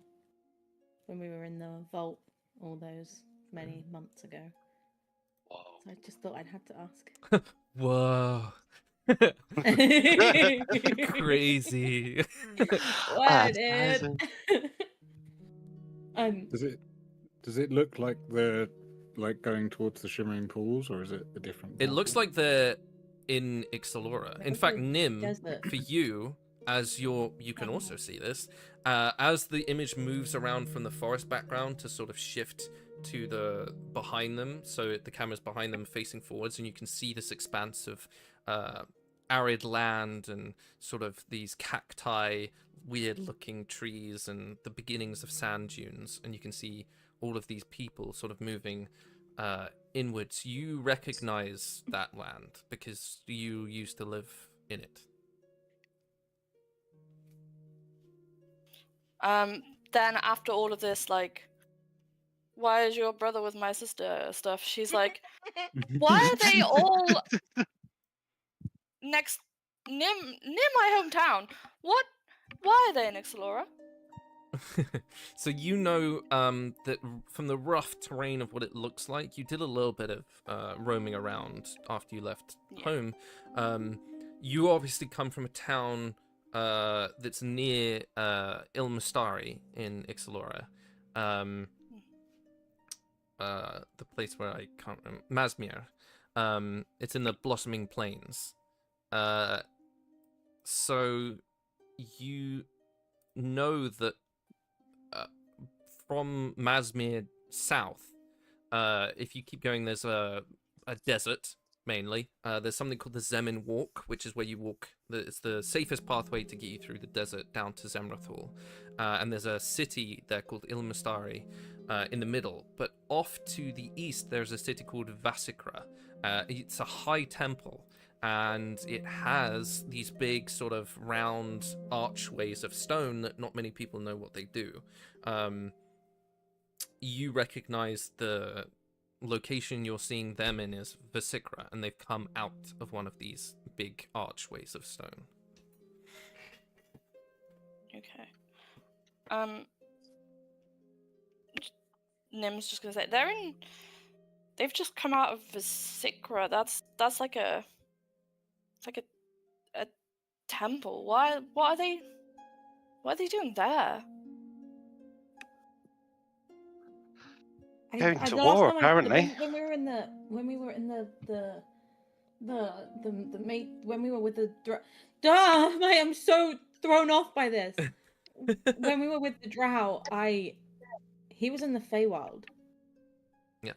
When I saw him, he was in the Feywild. I don't. Not anymore. I guess he was just using it to travel. He was probably going through those weird portal things. So again, Callan, you would Yeah, know trying to how it get to- works. Mhm. Like I said before, Yeah. that you, most often than not, you can't step from Mhm. one place in the material plane to another one. There are Mhm. some, but usually you have to go through a different realm. Yeah. And the reason it seems like you're stepping from one place to the next is because time works differently in those realms. So like you could walk a day in the Feywild and still come out Be like a week. 5 minutes later. Yeah. Or vice versa. So it's Mm. a bit of a wibbly wobbly, timey wimey stuff.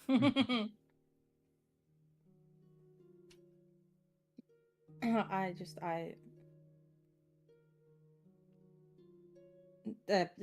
I don't understand either, but when I don't think I haven't heard back from Ren when I reached out to him. Do you think Ellie wouldn't? Does Ellie know? Yes, because she said you'd think she'd recognize her old bodyguard about Roke, so she knows who I am. Do you think she told him? She's spiraling, by the way. She's 100% spiraling. I love it. So much has happened in the past hour for her. She's finding out so many things. Mhm. It's been a rough few days, my guy. I honestly don't know if she would have told him or not. Or even if she Yeah, connected the dots. Yeah, She's smart, well, she right? probably connected the dots. She's smart, but it depends whether it would be to her advantage to tell him or not. There's no advantage for him knowing. Okay. I guess at least we know they're alive and have each other. I mean, I love you. I would do anything for you. I don't know if I trust your sister. Oh, no, I you don't absolutely know should. your sister as well as I know you. But also I know that Ren can be a bit judgmental. So I mean, they looked like they were getting along. Yeah. But I hope that nothing does happen. I mean, it would make sense given the context of they were marching cavalry and armies, that they would be allies. When does he have an army? My sister and brother. I know, but he's representing my people. Is that a bad thing? No, but that was. You can see, you specifically can see the envy in her eyes. Because she has always been jealous of her brother. And she says, that was meant to be me. Oh. My mum had the staff. She was trying to teach me. He always picked things up easier, but that was meant to be me. I guess it wasn't meant to be me. And she puts her hand on her holy symbol to remind herself that, fate and all this bullshit. Maybe it will be you in time, because that is also meant to be me when I'm done with my travels. No. That's what I was brought up to do. But it won't be. You'll be with me. Right? I mean, that was the intention. I'm not saying that's what I want. I'm just saying that was. Oh, yeah.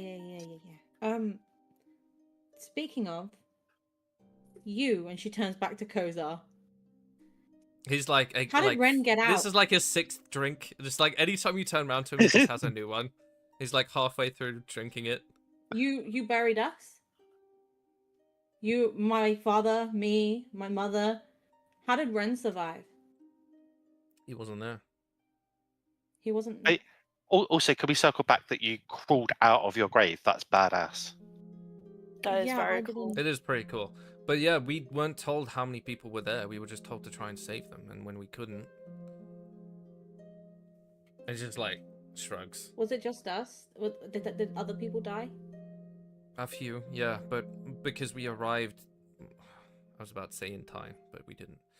Because we arrived quicker, me and the others managed to kill a bunch of them. I was just all of them. We curious killed all of them. if you saw what happened to Ren, but I guess not. No, like we were looking Wasn't around there? trying to find we never found his body, so I just assumed he was still out there. She looks even more complex. She's shut off now, and she's just staring. I off mean, I into never space. said he was dead. Every time you mentioned that he was missing, I just agreed. No, I never assumed any of them were dead until I saw the book and I got the confirmation about my. Yeah. I always thought that my mum and Ren were just missing. It's the first I thought of Ah. it. I always thought Okay. he was dead, if I'm honest. Okay. Just out of interest, with all the bannermen that we saw in the background, was there any houses that, other than Nightstar and thingy, that Callum would recognise? Not in that brief moment. No, this seemed to be Okay. sort of the elves. It seemed to be like the elves were gathering. Okay, I was just thinking because like Archdruid probably got some. Oh well. Yeah. Someone has to operate the portals. Yeah. I would say you get the inkling that maybe Barabbas knows him, because it is a very insular group, depending on what circle they're in, and each leader of the circles have to talk to each other. So, And yeah, your you're friends pretty and sure your that they siblings would. stop knowing mine. Yeah. It's where we find out like 50 sessions from now that you two are actually related. Oh my I god. mean, Hilarious. Please no. Alabama. Yeah, we're married. No. Please no. No, I mean, for one, they're different lineages. Like, they would Yeah. have to look more Yeah. similar. He is high. I'm wood. He's a high elf. He's a elf. yeah. Which is normally what you'd say about wood elves. Yeah, But- that's true, actually. Yeah, it's a bit of a misnomer. Yeah. It's like Iceland and Greenland, you know? Yeah.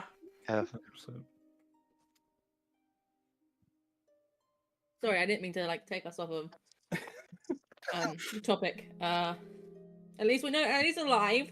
Let's move on before I continue to spiral. Please, somebody else do something.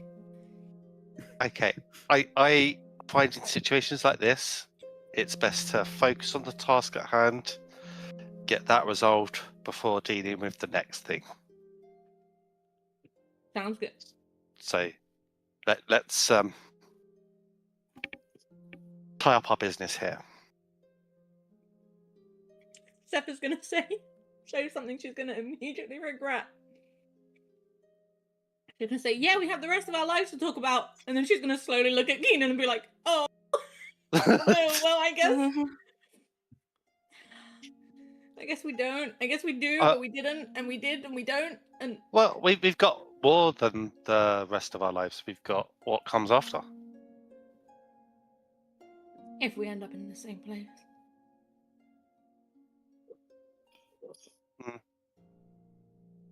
Yeah. Or we just don't die. Yeah, can we think Phil, less about us dying? That would be great. Like, Can we shake hands? Can we make a blood pact? She's like clawing at her palm. Make a blood pact. Somebody give me something sharp. we just live forever. Are you suggesting vampirism? Because I'm not on board. Maybe. just like- Or lichdism. Lichdom. Lichdom, that's it. Lichtism. I take it back. I don't want to live forever. Oh, we could always visit the plane of dreams. That could essentially make you immortal. To a degree. I've heard stories about people who are like the champions of their gods, and they get like really powerful, and they just kind of seem to live forever. That's the thing. Maybe you could do that. Sonara didn't know. I don't want to open a wound. It's true. It's true. Yeah, that's like comes up to you like the playground with some cookies. Do you want to be friends? No, I hate chocolate chips. No, In fairness, though, she was, almost died because she was turned into a statue. Like, Yeah. when you guys knew her, that she was definitely weakened, so that might be why. Well, you're not sure, but that might be why. But Seth will just think, she's dead. That's Seth's logic. Which I don't want to, reopen old wounds, but I guess it doesn't always work. I'm sorry. You try and help. You try and bring some positivity to this chat, and well. No, it's positive. Keenan's going to look at Nim and go, Nessa, I think they call this like a trauma response. This is how we deal with it. Right, okay. Some of us are struggling, Nim. Some of us are having a hard time. Your brother's kind of cute. Like, don't Nim you dare! I'm just saying. You have one. I mean, boyfriend. Keenan, if you marry him, then we would be family, right? I mean, if I'm gonna stop talking. I knew where you were going with that. That's fine. Real. That's what I heard. That's what I heard as well. We're gonna have weird colored babies. I mean, what? Oh yeah, Anyway. purple and green. It'd be like that really weird like, pink camo that you see. You know that the camo is like green and purple. Yeah, Nim like looks at you and goes, "Oh, would your children get the elf or the teeth?" I guess I'm not an elf anymore. Okay. Anyways, I'm not talking about this. I was joking. I shouldn't have said anything. What? Who are we? Who are you? What are we doing?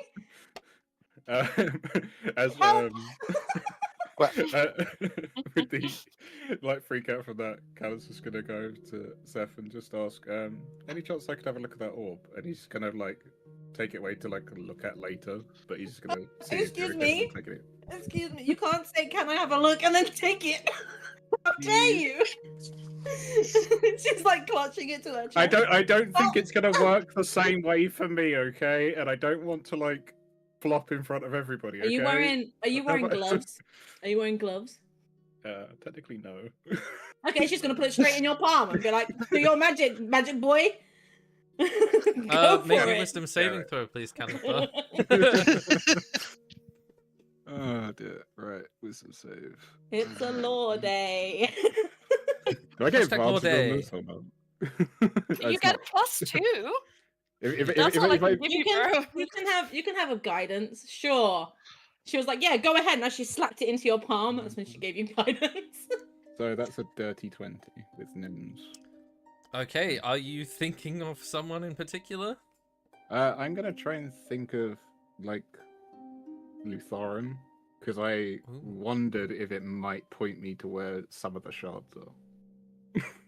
Because he's technically a relative, but he's not technically living, so I didn't know whether it would work. It pointed me to my mum. It pointed me. I'm just saying, it pointed at her grave, bro. Yeah.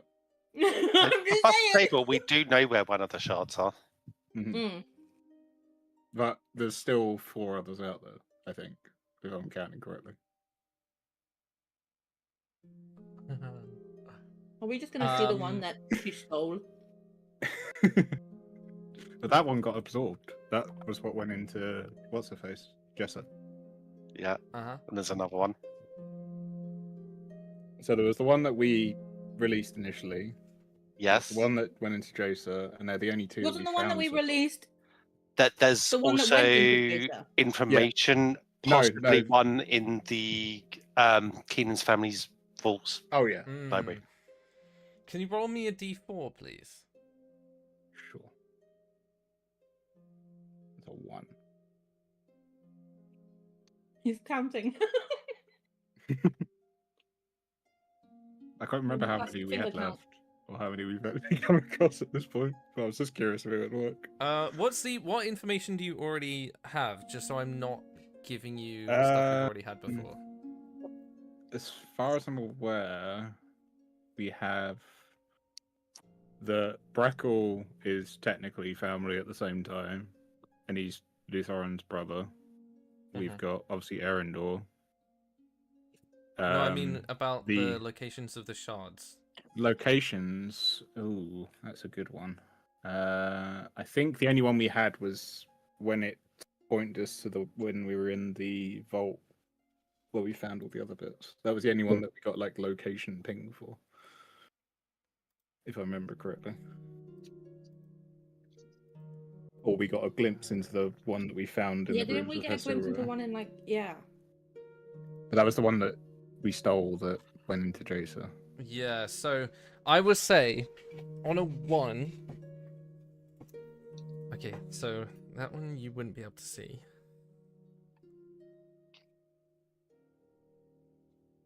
That one.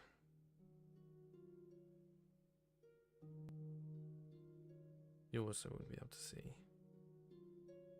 At least 2.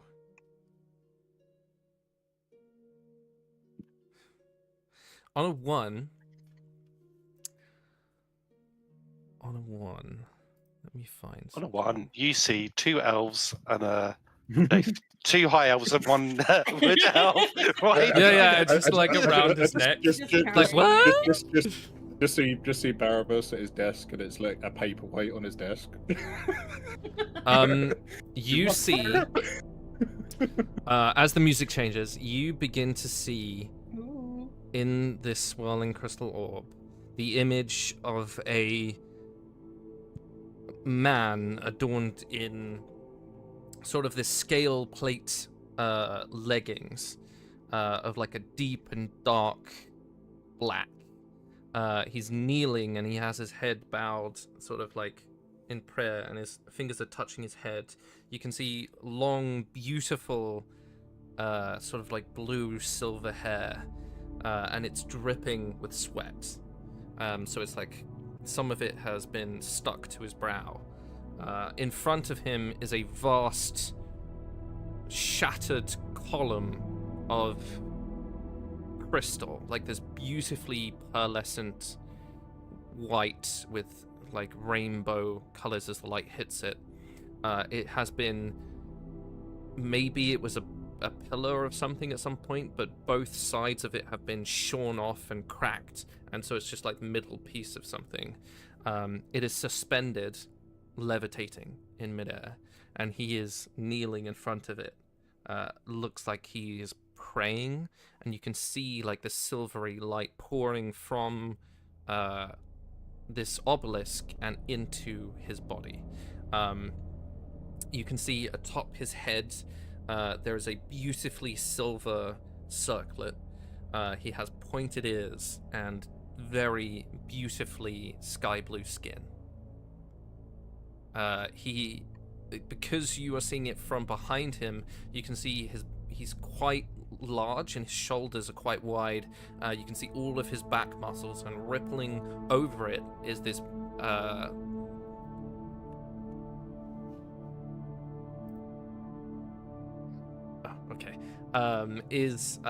beautiful tattoos of what seems to be like scripture in a language you're not familiar with.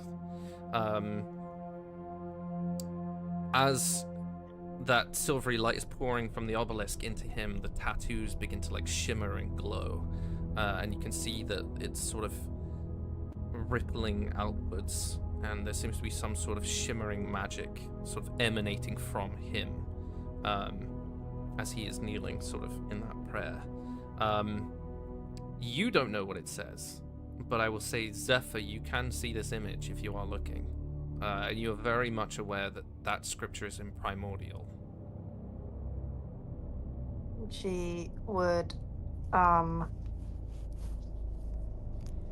just by kind of instinct, just start to read it out. Okay. I wasn't expecting this, so let me find the passage. Oh my god! More law. So what? Roll me a perception check, so we'll see how much of this you can see.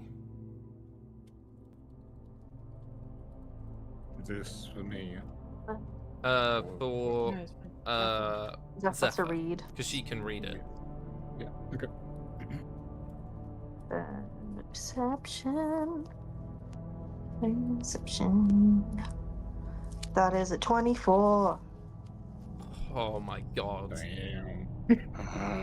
She perceived a lot. I genuinely didn't think this would work. This clutch. Okay. On that high roll,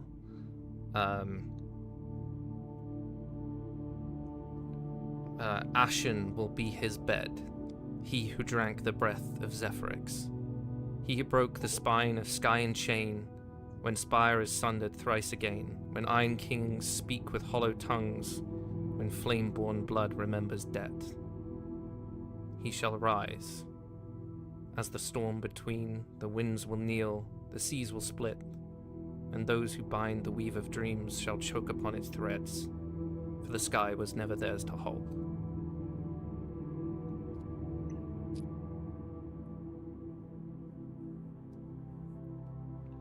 Damn. That sounded awfully personal. Yeah. That sounded like a hit and a prayer. At It the sounded same like an time. attack on all of us simultaneously. Honestly, that was almost a hit list. What is happening? Yeah. So that's what you can see. You can see that there's more of it. And can I have our most religious? So can I have Zeph, our clerics, and our paladins? So Nim, Zeph, and Persephone, can you all make religion checks for me? Be good to me, dance babies. The most religious, a 0. Sorry. I meant the religious Oh, classes. mine's at 'cause it least would- like a it plus would 3. come from it. Mine was I rolled a 17. Cool.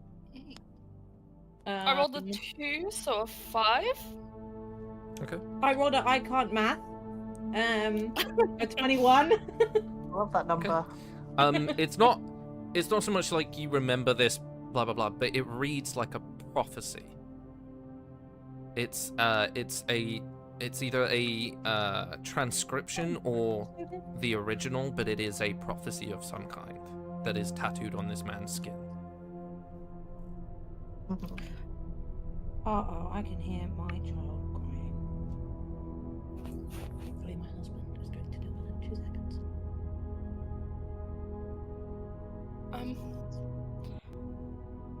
I don't know about you guys, but it feels very much bad juju to have a prophecy tattooed on you. Would hearing Zephyr say that out loud, does that ring any bells for Cam? Maybe a history check. So history is a +3. 17. In the because there are no libraries in dreams because you can't read. That's not like no one can read. You can't read books in dreams. Instead, there are there's a set of different sculptures and statues that have plaques that you are able to read. Some of them depict prophetic dreams. Some of them depict things that have already happened, history. So like people fighting monsters, big accolades of things that have happened in the dreaming as well. Some things about the different wars, and one of them is a prophetic dream that it's never said who had it, but it's of the rise of a force that will break the world. And there are a couple of them because a lot of people have dreams like these. Not all prophecies come true, but they are known as the apotheoses of apocalypse, and that is one of them. And it is essentially the depiction is of a man sitting on a throne above a cloud, and that is one of them. That is what the prophecy says.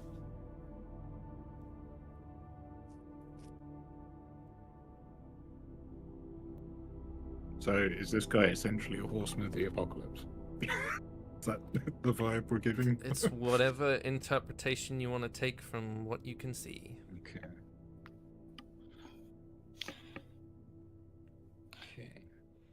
And he doesn't Zephyr, look do you familiar want at to make an insight check for me?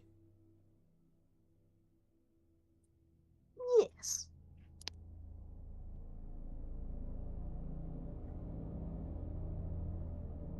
That's 13.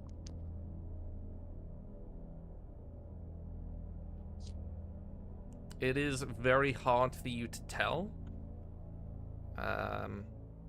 because you can't see his face.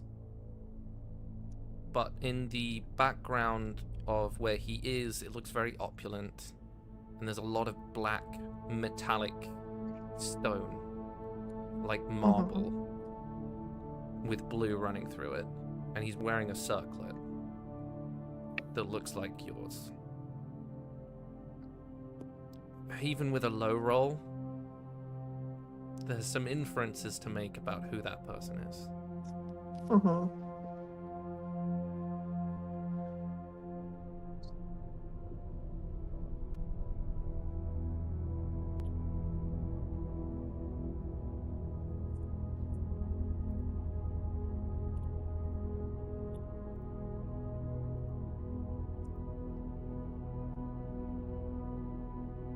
And my question, Callan, are you still holding it?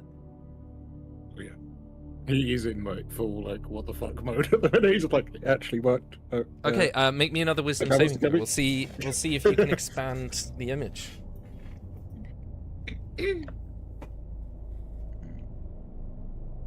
So do I still get the +2 from now? +2. Yes. Yeah, That will be an 18. Oof. Yes, it expands out. You can see it is. It is almost beautiful. It's a marvel of architecture. This beautiful black marble with blue lines running through it. It has columns behind him, and as you're looking, you can see that this obelisk sort of sits in the middle of the room, and behind him, from where the camera angle was, as it sort of spins round, you can see his head still bowed, so the hair's fallen over his face, so you can't see it, to confirm what Zephyr is thinking. But behind him there is a massive sort of balcony, and you can see it's from a vantage very high up in the sky and looking across what appears to be a field of flowers. So maybe whatever room this is built on a mountain of some kind. And as it sort of shifts around, you notice that something moves amidst the columns, this massive hall. We're talking like hundreds of feet apart, and something moves in between it, and you can see the glint and sparkle of scales that sort of shift past.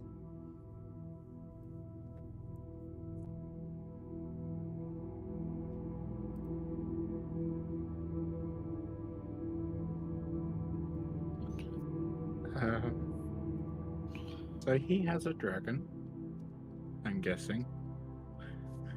And his looks a lot more battle ready than ours. That's Judging cute, by the though. size. You take that back. But with like seeing it move, like how much it, like I'm assuming there's like misty bits between the clouds that I saw shift, right? Could I estimate the size of that drake? Would it be on par with our buddy Elthrix, or is it Elthrix, it's slightly bigger, yeah. The difference is and I'd say because you did so well on that wisdom saving throw, the difference is the color of the scales, for sure, because they're not blue.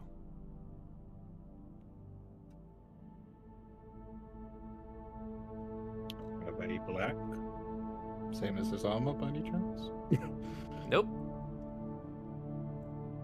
It is. Do I see the color? I'm pausing for tension. God. I'm And sorry. also because I have to scroll really far down. That's the real reason.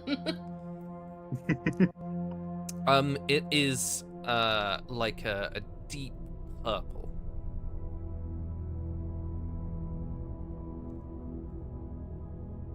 It's like if you took blue and red and put them together. Mhm.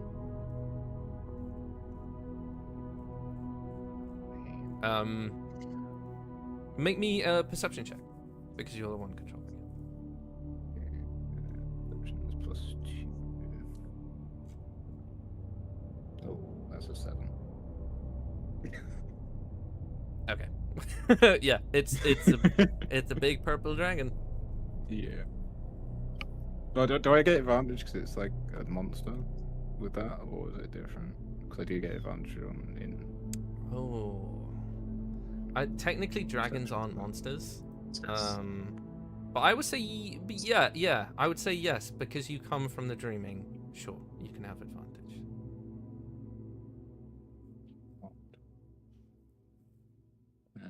So that is a 13.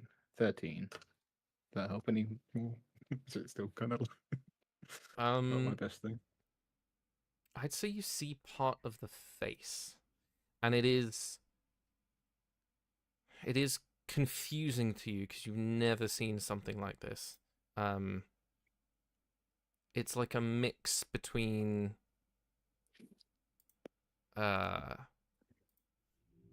whereas Elthrix is very feline and cat-like, there's a softening, even though some parts of it are sort of scaled and sharp and rigid. There is a softening of where the head sort of forms. This dragon's head is all edge, like it is sharp lines. It has 3 sets of horns that sort of branch out from each other. 2 of them seem to be made of crystal, much like a small wormling is. You can see that its face is sort of snarled, and it has like sets of horns on the end of its nose. Because of your background, do you want to make me a survival check, and we'll see if you know the differences between dragons. +1. So that is a 21. 21. Yes, so you recognize that although it's never existed other than in theory, this would be an amethyst. And you're not sure how that's come about. I will say that it has features of it that look like it should be a Hellion, so a dragon that comes from hell, but it's different, it's wrong, and like if anything it's beautifully not like that.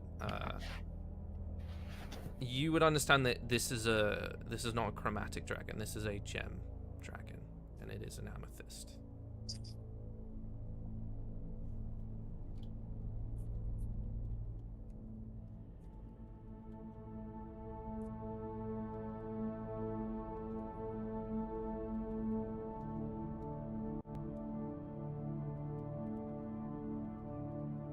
That's so quick. I had so many random mistakes. Yeah.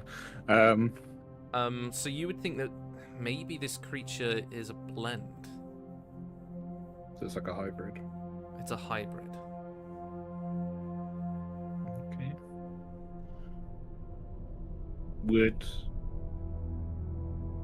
Because he hasn't really had much contact with any form of dragons. Hmm. Would he know of anyone that might go about trying to make different breeds that way? Like old histories or anything like that? Ooh, great question. So I'm thinking like wars. He's probably come across something. Yeah, over the time. yeah.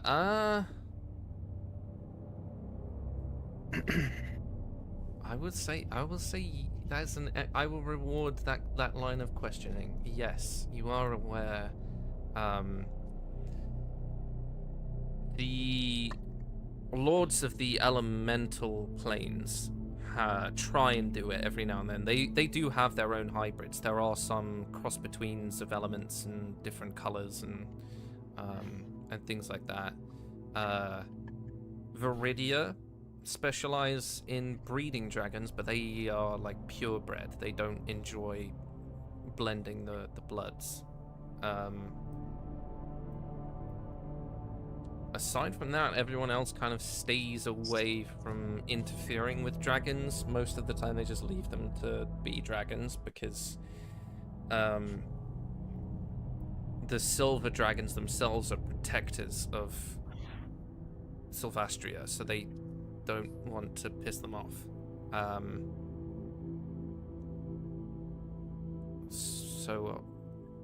Other than that, the only people stupid enough to try are maybe an archmage who specializes in dragons, which you're not sure if that exists, or...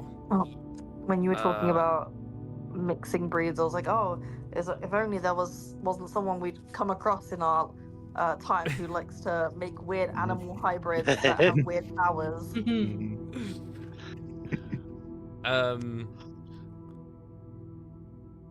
Well, yeah, there would. So one of them, yeah, if there was an archmage who specialized in blending creatures, then potentially you could ask them. The only other people who would be stupid enough to attempt it, or delusional enough to think they could do it, is people powerful enough to pull it off, or entities who need to pull it off in order to do something. And I would say because of the specifics of this blend, you can't find a dragon from hell on the material plane.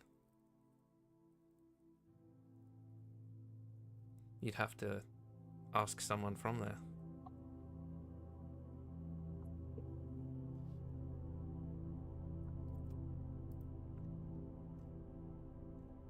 Or, for example, you can ask the opinion of someone who is very familiar with dragons and riding them.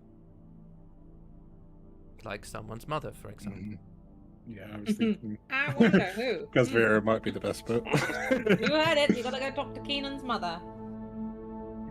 No, not Keenan's mother. I'm joking! That's a bad idea. Don't talk to Keenan's mother about dragons. Honey! She does not like dragons. I can tell you that right now. I'm not gonna lie, when you said like someone crazy enough to try it, I immediately thought of Tyver, you know, the one who's obsessed with the Leviathan. So she would actually, she is also someone who would be crazy enough to try it, yeah. Because that she has no filter when it comes. She has no filter. Yeah. No, that is one of them. Yeah, absolutely. Who is another one? Because he's already done it. Yeah.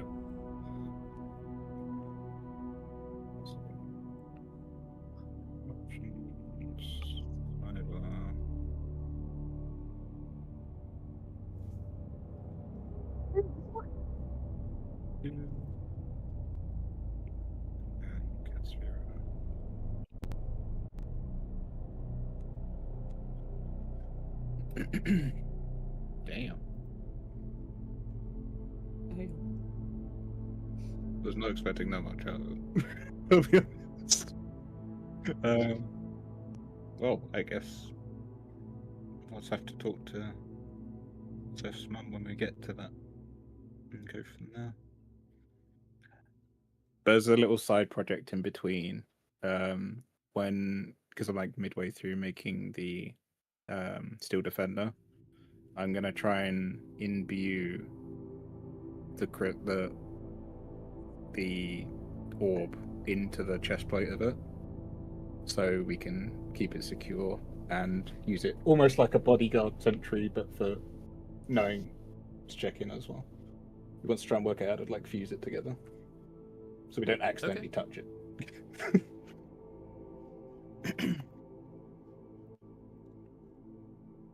That was a lot of lore. That was cool. Yeah, it's a lot of lore. I will say the specifics of the orb, even though you can change the rotation of the image, the obelisk in the center is always the pivotal point. that it moves around. So you So would like guess. the center of the scry, sort of thing. Yeah, you would guess that if you're looking for Lutharin, that might might be where it is. We didn't have any inkling into the geography at all. I know we said about the blue crystal, but will any of us know about that? One of you might. Yeah. In fact, two of you will, because they both have lived nearby.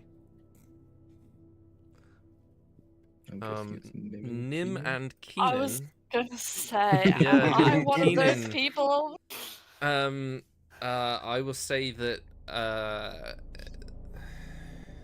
you're not too sure, but it looks like the sort of the vantage point of briefly what you can see of that field of flowers looks like the blooming plains. So from that you can figure out that maybe wherever this place is in Insidium Peaks, which are the mountain ranges on the northernmost point of Ixalora. Nim says, why is everyone you people are looking at today in Ixalora? Why? Get away from my homeland! I don't want to die! Ixalora was on the verge of war when I left, so... Yeah, when I left also, but I had managed to lull myself.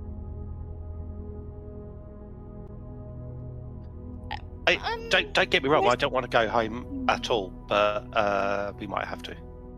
Yeah, I had just basically convinced myself that because I couldn't see it, nothing bad was happening. And now I'm seeing it, and bad happening. Maybe we need to go to Ixalora.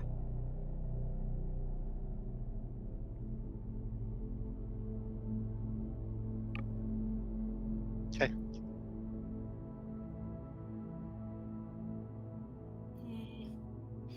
We have gone on such a spiral. Oh, Nim is spiraling. Everyone is now spiraling. We've only got like 4 things to do. Kill the Seneschal. Go speak to Zeph's mum. Go to Hell rescue Holly. Go to the Feywild. Get Willow's stuff. Go to Ixalora, stop a war. That's fine. I love that you keep flip-flopping between Willow and Persephone. Driving me crazy! Okay. I mean, what was the order of that? I blanked. Kill the Seneschal. Talk to Zephyr's mum. We don't have to do them in this order. This is just the order that Well, that should be our next thing. Yeah, that should be our next goal. Go to Hell. Mother dearest. Rescue Holly. Go to the Fae. Get Persephone's staff. That's not necessary. Go to Ixalora, stop a war. We can just Oh, do... 5. We need to stop the Stormcaller. Yeah. Isn't the war because of the Stormcaller? Do Yeah, they so not it's kind of count like one the same thing. It's just 4 things. 2 birds. Yeah. Let's not add more to that list. Let's just keep it at the 4. We can do 4. We can do that. We don't need to go to the Fae to get a staff for me. It's not important. In the grand scale of things, that does not matter. I mean, whoever holds the staff rules the elves. It does not matter. Perception's like, it kind of matters. It doesn't. No. It's just like, I don't want the responsibility. What I'm saying is to get the to defeat the Stormcaller, or whatever way, what our end goal is, me getting the staff doesn't matter in that sense of things. It doesn't. It's not It gonna matters hurt to things. me, but not It'll help. everyone else. Yeah. I just put it out there, Cleric of Fate, it seems fated for you to have a staff to unite people to fight the What Stormcaller. are you chatting about? Look, It's like every just good take story. it off the list. It doesn't matter. It's not. It shouldn't be our priority. It's what I'm saying. It doesn't matter. It's not. It shouldn't be on our list of things that we need to do. And Nim Well, looks around at everyone else and just goes, "So it stays on the list?" I hate you. What I'm saying is, if we end up there in the Fae and we, coincidentally we're in there, sure, we can go have a look, but otherwise we just maintain the course. Don't we need to go through there to get home to But it's Ixalara? not guaranteed to put you through the Feywild, right? It'll just take you, right, Mr. The Shimmering Pools would take us Green through Man? the Feywild, wouldn't they? Because you have to get a connecting portal. Mm-hmm. But where we end up in the Feywild is another question. We Exactly, could we just don't end up know. completely random. So it's kind of combined with go back to Ixalara, stop a war. It's the same thing. I'm They're not kind gonna of win this argument, am I? No. I don't How think so. dare you? Let's face it, no matter what way we go around it, in what order, we're going to be at a point where we're going to have to gather a big army at some point, right? So it doesn't hurt to have some extra bodies to help, right? It doesn't. Maybe he already has it. How do you know? When I say he, I'm talking about Ren. Maybe Ren already has it. That's the question. How do you know? So above table for a sec, do we actually know about the Heartwood stuff? Because I know we know about it. but I for the know about it. characters- Seth knows about it. It was in the Yeah, book. well, Persephone remembers what it looked You like. read about it. Yeah. It does Was not it- look like the staff that he has. I was No. gonna say. Yeah, I was gonna say. Was it similar? No. Okay. And maybe when we're in hell, we could also get the big sword fighty thing for Nessa. That's what we need to. Yeah, we need to go murder your. Isn't she your sister? It's like half. Maybe I sister, shouldn't isn't it? confidently say Like- murder your sister. Not strictly sister, like third sister, second removed, that kind of thing. Yeah. Twice demon removed, like on my mother's side. Exactly. Yeah. Yep. bit more on the fiendish end of the family. So like you wouldn't be opposed to us, And she makes a little Oh stabbing no, motion. she a bitch. We can. She is, but she's a hot bitch. She can't say that. That's her sister. I can. I am her sister. Yeah. You know what? Touche. You know what, Lycane? You're the hot gal. You're the hot gal.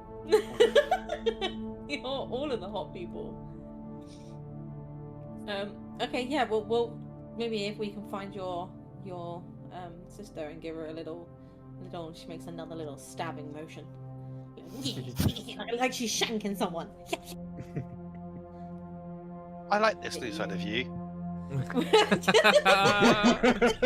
I will That say makes it a that lot.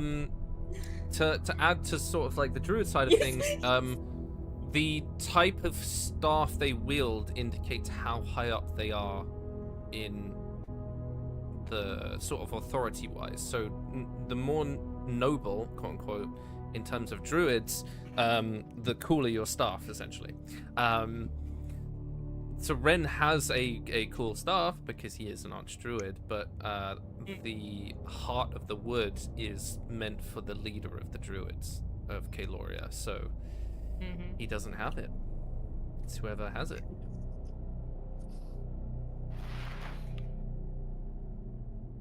Seth's moving past that. She doesn't think that that's her anymore, so she's moving past it. Like, that ain't me. That ain't me. He's representing my people. He's representing our people. That's him. That's his shtick now. That ain't me. Zephyr just kind of chimes in, like, could be you. I'm not even an elf anymore. How's it gonna be me? In fact, Persephone, do you want to make me a nature check? We'll make this nature. Oh yeah, I think I'm really shit. That is probably.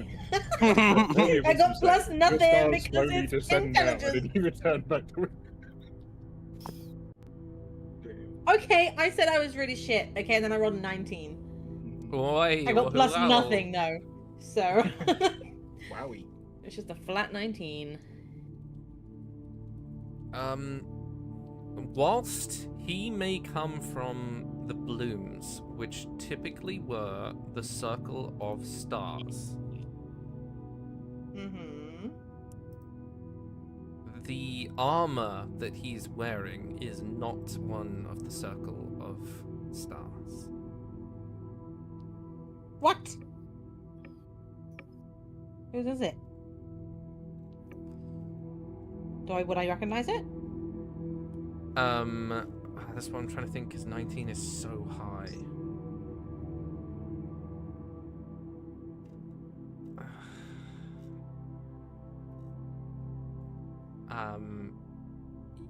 Yes.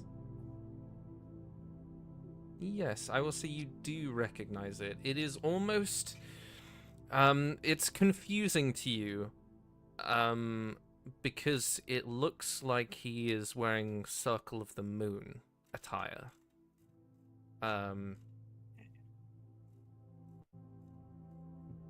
But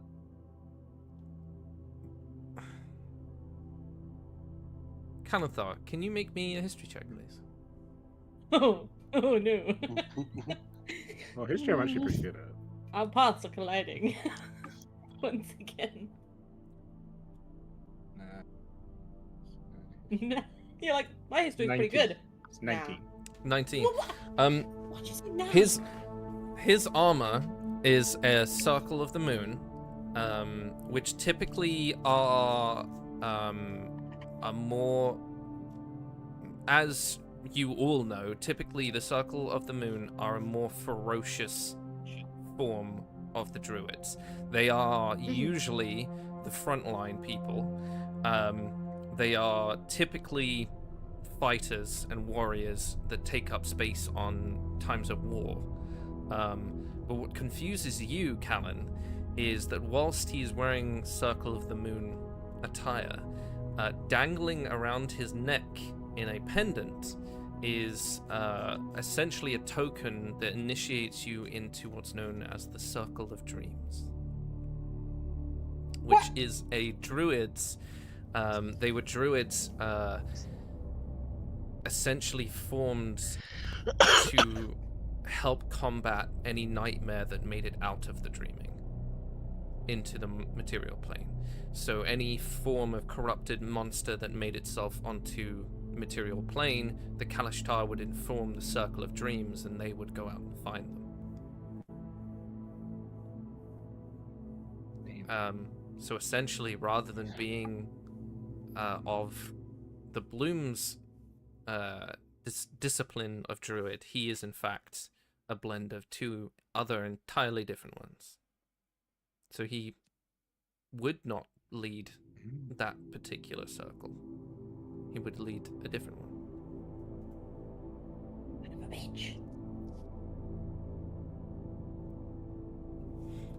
Have some trust issues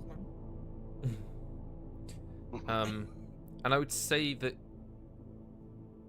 as that sort of forming, Keenan, you with that insight roll earlier, I'll just let it sort of fade in, continuing. You get the sense that maybe in order to safeguard Ren, he was put in a different circle, and the Circle of Stars was kept dormant so that no one would go after them.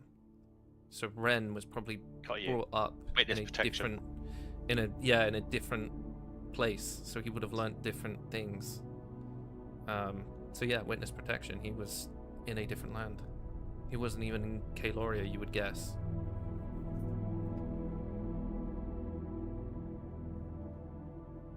Seth won't see it that way. Like, if, like, the second she recognizes, like, the armor, and if she sees, like, the token around his neck, and she, like, puts two and two together, she's gonna obviously not think, oh yeah, he's been put somewhere else to save him, like, to protect him. She's gonna think, he abandoned us. He abandoned our people. That's the way her brain's gonna connect those dots. Because she's always seen, like, not his fault, but because he's always, like, been better at her than everything, she's always seen the worst in him. So that's what she'll sort of gravitate towards. She won't say that out loud, though. She's just, like, thinking it to herself and glaring. You know, Persephone, you're worried about him with Ellie, but it could be that she, when what happened to you and him, could be that she took him and hid him away for protection. Might be no reason to worry. I would like to think that maybe, you know, she would have told me that when I asked her about him, when she said she knew who I was. But would that have put him at risk? I will say without even needing to roll, Keenan, you would know that whilst Ellie might have had a hand in Roke, the relocation of someone that important, you'd have to talk to your mother about that. That's sort of, oh god. Dang it. So while she not gonna knew say that. some information, she was given enough information to carry out the task, but the person who would have orchestrated it would have definitely been someone else. Yes. He's not going to say that. He's just trying to reassure Persephone that, you know, he's not in any danger. Well, he doesn't necessarily believe that, but he's going to just war, trying to so... he's going off to war. He'll be He's going fine. to war, that sounds He'll be pretty dangerous. fine. he won't be stabbed in the back by an elf. Well, not that elf, but maybe some elf. My mind's kind of going around. Maybe. I was like, did I make Barabbas a Circle of the Moon druid? Would he have been under him? That's my question. But I can't remember if I made him Circle of the Moon or not. Why is it all connecting? You never told me. Yeah. No, Barabbas is an archdruid of the Circle of the Land. Circle of the Land. Yeah. Circle of the Land. Typically, I'd say Calantha, you know this. Persephone, you're aware. Keenan would also know this. Typically, each of the circles have a base of operations, so like a central point they come together. The Spirewood is the Circle of Land. The lands of Kaloria, let me find the name of the place. Elar is the Circle of Stars. The Circle of the Moon is in go get this right. The Circle of the Moon is in the Xeri jungle in Ravenspire, which is to the west. In fact, you guys almost went past it.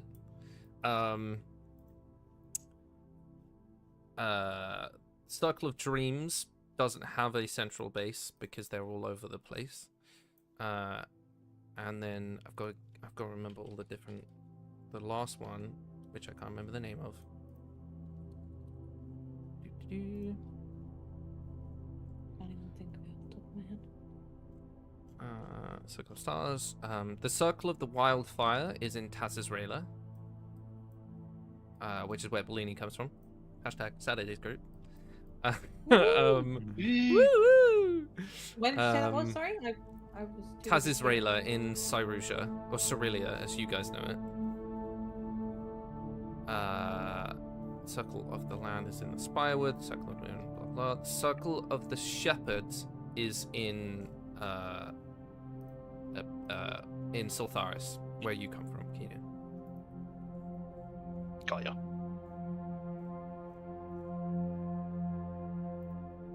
And then Circle of Spores is the tear-stained wetlands, because it's marshland.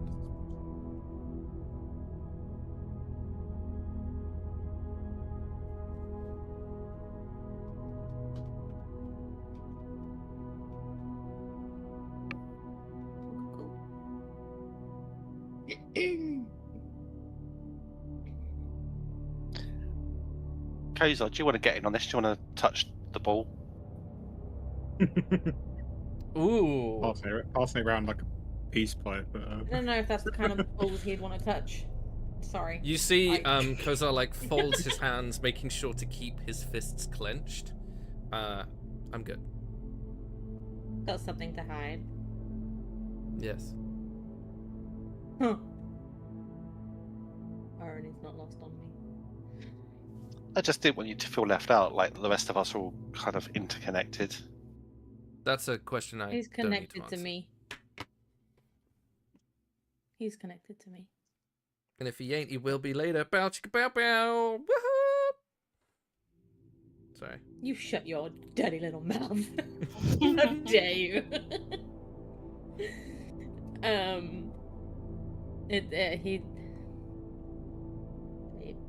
He likes his secrets apparently. She's bitter.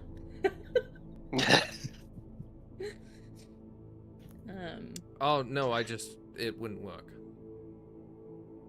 Don't have any. Oh, sorry. No, it's fine. I mean, they're dead, You- but it's fine. You'd say I me. presumed. She's like doing like the little like she's like framing her face. You'd see me. Sure. I guess it's only count. Does it count if it's just blood? Is it just blood relatives? Do you guys think? Because like, you guys are my found family. I'm gonna punch her, and I'm gonna make that fucking cannon. She punches him right in the crotch. She fucking hits Kozar for making that noise. It's like, I'm serious. Roll to hit. Fuck yeah, let's go. Give me an unarmed strike. Oh wait, what do I have for my? I've got something different now because I got taught. Yes, you did. Appreciate you, Pipkin. Emerald. It's a +3. I have a +3. Haha. I don't know what his AC is, but I rolled a 15, so 16, 17, 18 to punch him in the nods. Let me have a quick double check. He's gonna like uncanny dodge me or some shit. That's a good idea.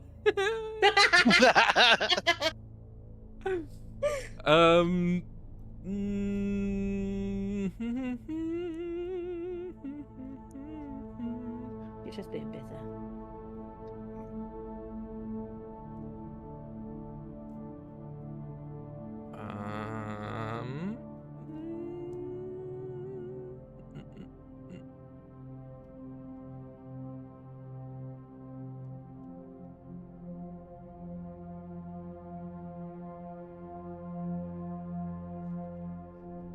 Yeah, I think as you go to like hit him in the nut, he just like slightly moves, like tilts his hip, and you just punch like straight into the thigh, like hand connecting just solid orcish muscle. Good enough. Still counts. I still hit you. Mm-hmm. You shut up. I mean, ow! Oh no! Shut up! Well, if somebody would have taught me to throw a punch, then we wouldn't be in this situation. Maybe it would have hurt a bit more. I don't punch people. Zeri I stabbed them. Zeri jungle, yeah. Yeah.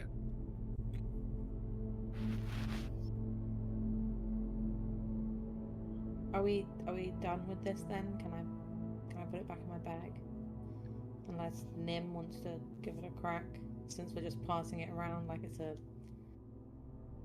psychedelic. Nim He wants to have Looks visions, like- man. kind of terrified. Okay, no. We won't do it. If you don't, we can do it another time when you're ready. If you want to, you don't Quill, have to. do you want to go? I forgot you were here. And you see, as you guys look up, she's like standing near Kozar, also holding an ale. Like she's just joined in. She's like, we're just gonna stand here while they talk, and we're just gonna drink. Seth glares. She's like, she like- "Stop it, man." She sort of like shakes her head. No, my family are excruciatingly annoying. Oh, I sympathise.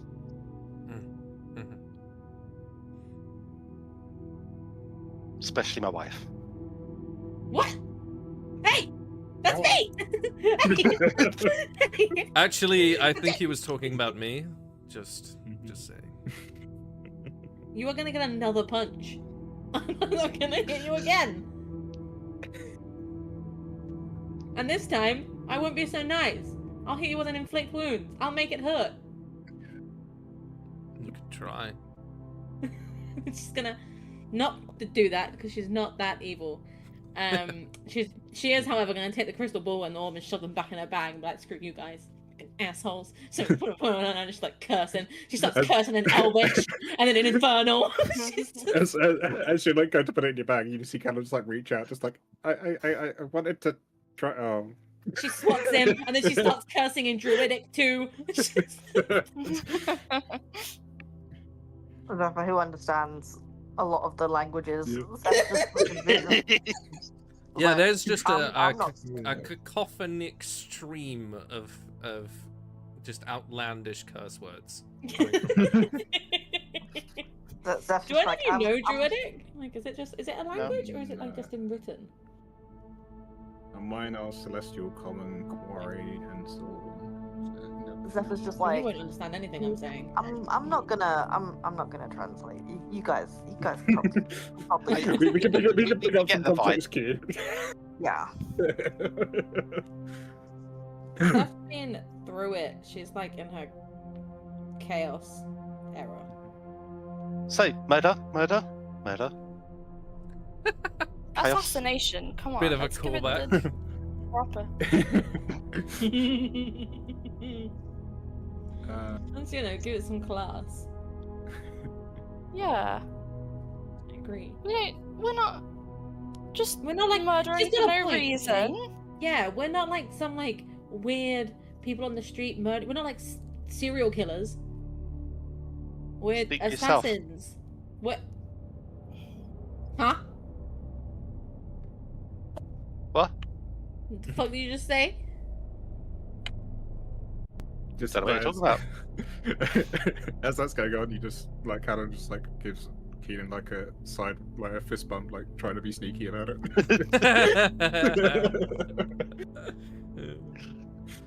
Oh wait, and then he goes to Keenan. I don't know whether you've seen this yet, and then he like twists the blade and like you see it like shoot out. Like the hidden Nice. blade. So I don't know whether I've actually shown it to Keenan yet. Keenan Don't just be too like impressed. He put there's his hand on a box and got stabbed. Just saying. oh, And then went down because he got stabbed by a box. Don't be too impressed by it. In my defense, I was really good before that and found the orb that we just used to get all that information. True. I But he put his hand on a box and got stabbed and went down.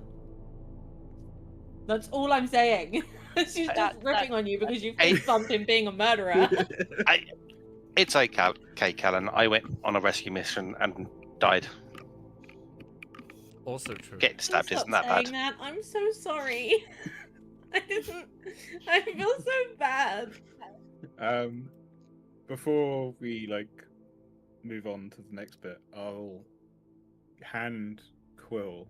I know she's not technically like male, but there's going to be a letter addressed to the craftsman. I can't remember his name that I spoke to in Cardinal before, over at the Parker Hall, and it will just be just a brief update. But it'll also be like I'm not sure if we had a chance to talk too much, but things look like they've been changing. So if you need help, let us know.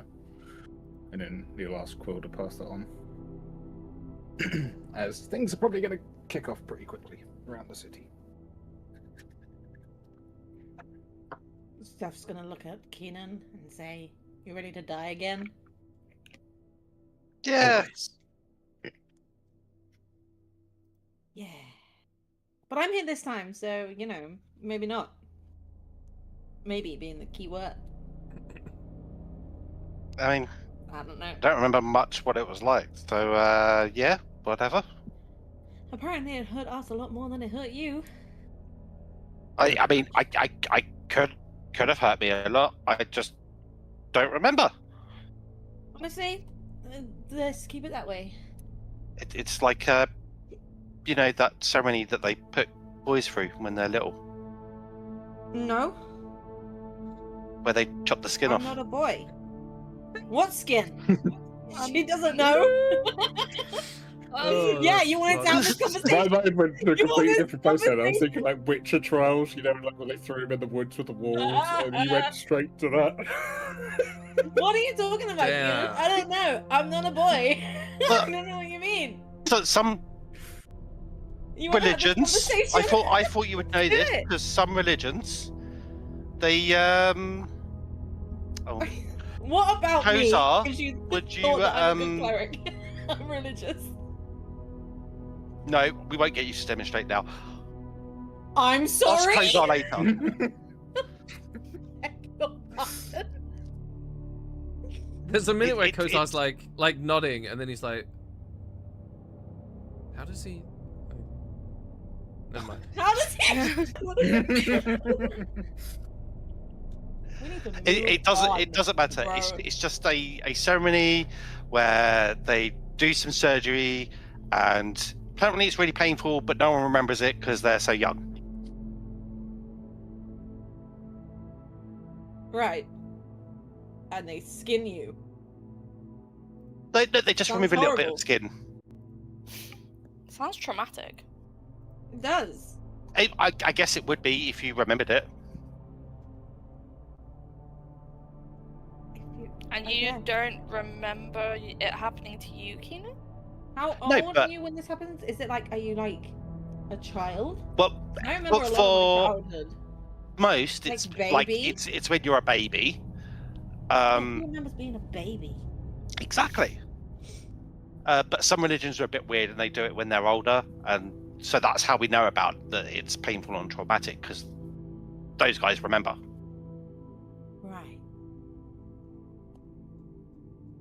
She looks Anyway. at Kozar because he did that. Like, how does he know? And she looks back. She's like, okay. I still don't know what you're talking about, but okay. And she looks at Nim and she's like, are you still confused too? Very. Okay, good. I was an only child. I have no idea. Oh my god, did they do that to my brother? They may have. It depends on the religion and the I family. don't want to talk about it. I take it back. Let's leave, please. Now. I'm just go ahead.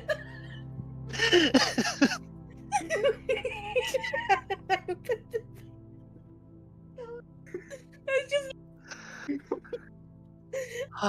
conversation, please. Get me out of here. Get me out.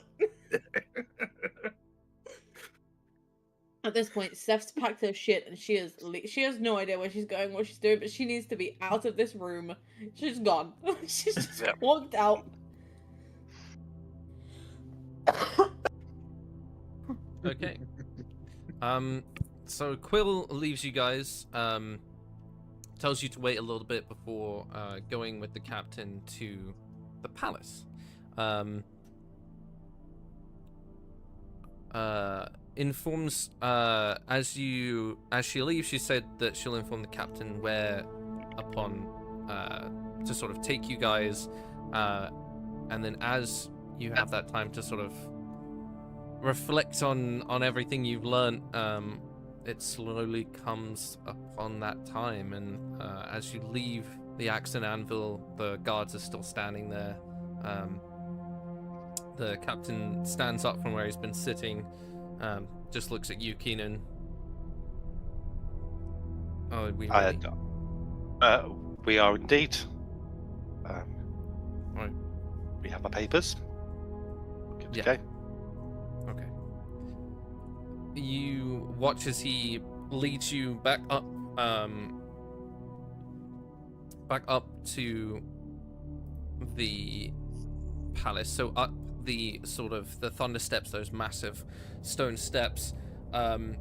You come just before you reach the palace. You see he veers off slightly, heading towards where the base of the spire is still being constructed. He leads you into this sort of open air portion, and where like the tip of the spire reaches the ground, there is a vast circular podium, essentially, like this big stone circle. You can see stone around it rises in tiers, each section marking out a sigil of a house.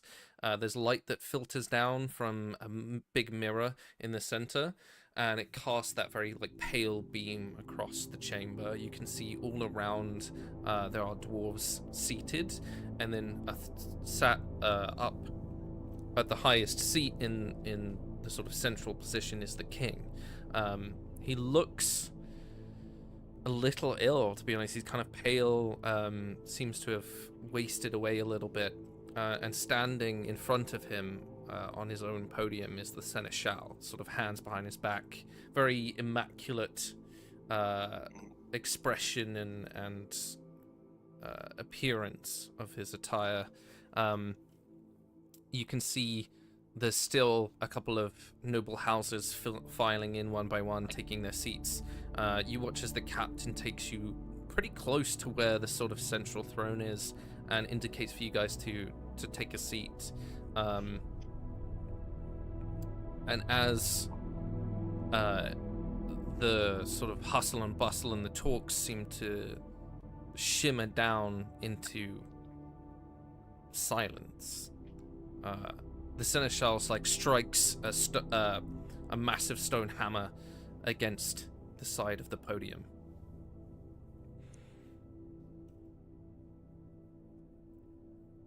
You can see that the first portion of it is seeming like this is an actual meeting. They go through a couple of nobles stand up and mention the details that the infrastructure for the martial law has come into effect. Everyone seems to be accommodating. There has been some pushback in certain areas, but the militarization of the guard has been successful, blah blah blah. And as they're getting through it, you watch as the seneschal says, "And that concludes our business. For the noble houses, I now open the floor for anyone to speak." And from behind him, you can see there is almost like a bridge that crosses the big waterfall that cascades downwards, that gives them an almost like very regal backdrop to be seated in front of this massive waterfall that's shafted in light. There is this stone bridge, and you can see walking along it is a very tall, blue-skinned woman. Her hair is sort of tumbled down all around her. You can see that there are pieces of silver that are now intertwined, like actual metal intertwined into it. The tips of her ears have been adorned in silver and gold, and there is a circlet on her head. She's wearing that metal corset with the long flowing silks that sort of trail behind her, giving her that look as it's sort of blowing. And as because there's no link from the bridge to the actual chamber, as she sort of steps off the bridge, it looks like she's just walking along the air before sort of alighting down onto the chamber. And you can see the seneschal looks at her almost glaringly. "You do not have a voice here. You are an outsider. and then looks up at the king, and the king just sort of nods his head ever so slightly. And obviously, there is a brief pause that gives you a portion to step in if you want to. Keenan And you will. Go for it.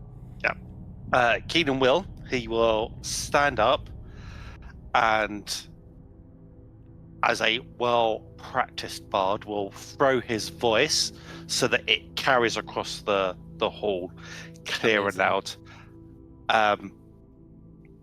It is disappointing to see the welcome and friendship of dwarves has diminished in the last 24 hours, as well as your health deteriorating, Your Majesty. And he's snubbing the seneschal. He is not looking at him, he's directing to the king, but making like he's doing it for everyone present. It is with grave news that I must present some historical, current information for you. Quite a disappointment, I believe, for your seneschal, in that one of his allies, the Drow matriarch, has been killed. These here witnesses, and he gestures to the party, and attest to that. But we have evidence of the Drow presence under your city, and he presents the armor, the Drow armor, and we have evidence that will be disseminated amongst the populace and yourselves. Here in my hand is evidence of the seneschal's corruption and collaboration with the Drow menace. You watch as the Lady Casvira, her eyes never sort of leading the seneschal, floats over to you and offers her hand to take the paper that's in yours, Keenan. And as you give it to her, she walks up the steps past the seneschal, and you see there's a moment where he's like, "No, but you can't," and she just like glares down at him, and he holds for a moment, and you see she kneels at the king, and it's very like caring, and you can see that she's sort of whispering to him and like handing him the papers.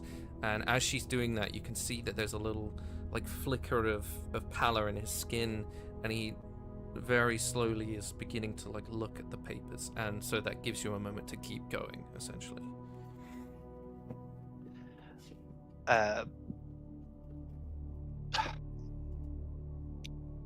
Keenan pauses to let the information sink into the crowd, and then again projects across the hall. I charge you, Seneschal, and now he looks at him, with treason to your people, to your king, to the very nature of dwarves. You betray your people. You watch as he sort of there's a little bit of frantic movement to him.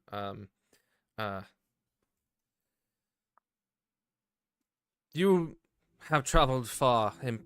Impressive to misunderstand what you found. And he sort of moves himself from the podium. I interrupt you and go, there is no misunderstanding. There is evidence and knowledge. You have lied to your kingsman. He's continually walking down the steps to like sort of make it so he's in the middle of the chamber to talk further to the nobles. And he just begins like ignoring what you're saying. He's like, yes, resources were directed. We made contact with the Drow because we are at war. Or have you forgotten all of that? I had to make sure our enemies thought that we would have peace, and I ensured that we would survive them. I was pulling them into a trap when they were attacked. We would. I do something to try and trip him over. Like, yes, you may. I can trip. Yep. I'm trying to find what would be most appropriate.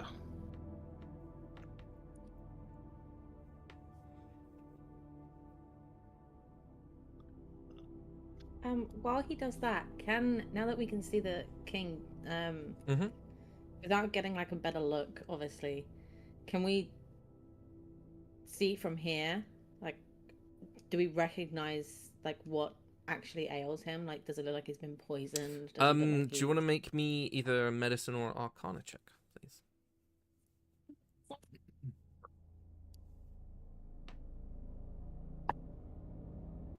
That's a dirty 20.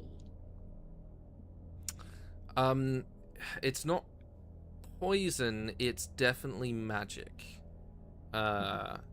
It's like a more paralytic version of charm person. It's definitely magical. Like it's yeah, it's the seneschal has done something. So Can I? Sorry, go ahead. so I don't have a cantrip that will make him trip, so I'm going to do something different. He's going to go. Trip. I suggest, Seneschal, that you sit down and pay attention to your betters. And I'm going to cast the suggestion spell. Okay. As you say that, you watch. Can I have a perception check from Keenan? Everyone but Persephone, because Persephone, your eyes are currently on the king. So for the other four.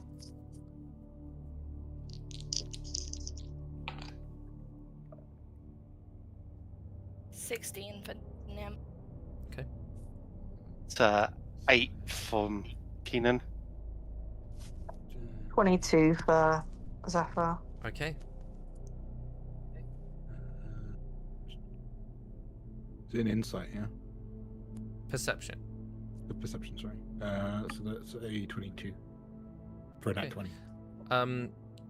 Kalanthar and Zephyr. Obviously, Kalanthar, you see a little bit more into this. But as Keenan says that, and the Seneschal sort of like sweepingly moves his hand, I am the voice of the king. You watch as a spark of electricity moves across his fingers. I would say, Callan, you recognize that he also cast a spell, and it's almost like you can see Keenan's words shimmering towards him, and then they are rebuffed off. But I'd say the thing that catches your eye the most is that sort of spark between his fingers. How far away is the Seneschal from us currently? I'd say the entire room is pretty big, so he's not that far though. He's maybe 20 feet away from you. As I see the flickering in his fingers, I'm gonna speak in his head. So it's 30 feet. Nice. And it's not a spell, because I was thinking about like the spell thing. And I'm just gonna say, you try any dirty tricks in here, and there'll be an arrow between your eyes before you can move. You've done enough. Sit down and take your punishment.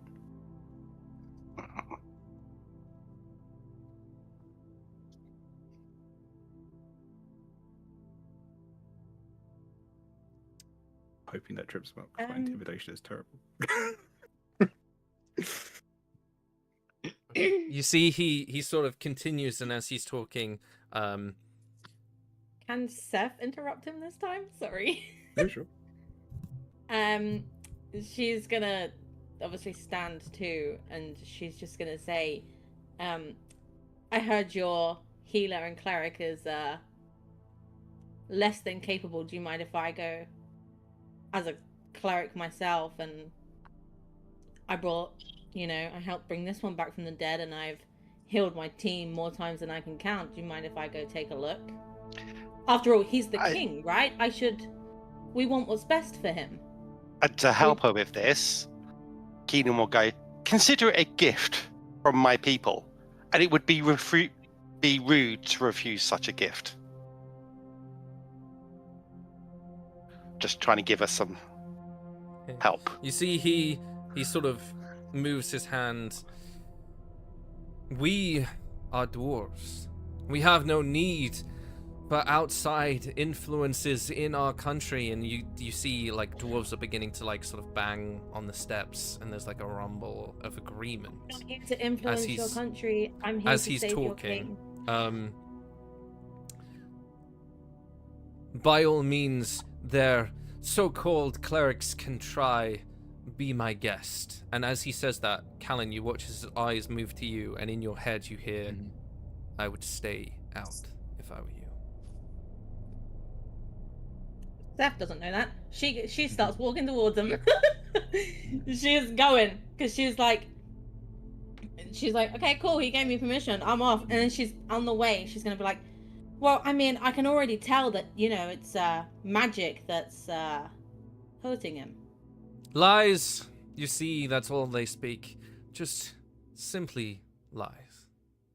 Can I Our see... king has never been stronger, and you can see There's they're all the still liar. agreeing with him. Yeah, she's gonna like point at him and be like, yes, never stronger. Your people have eyes. They can see that he's, and then she's just gonna wave him off, like she's dismissing him this time and walking straight to the king. Okay. Can I see, as Seth is walking up to the king, can I see the head of the craftsman guild that I got on really well with in this audience? Yeah, he would be here, yeah. I can't remember his name, but I'll address him and I'll just go, you can all see that the king is not as strong as he was. We've only been gone a few days, and he doesn't want any outsiders here. Is that not going to hurt your trade? You live and breathe for the craft, as many of us do, but none are as sturdy as dwarves. Okay, make me a persuasion roll.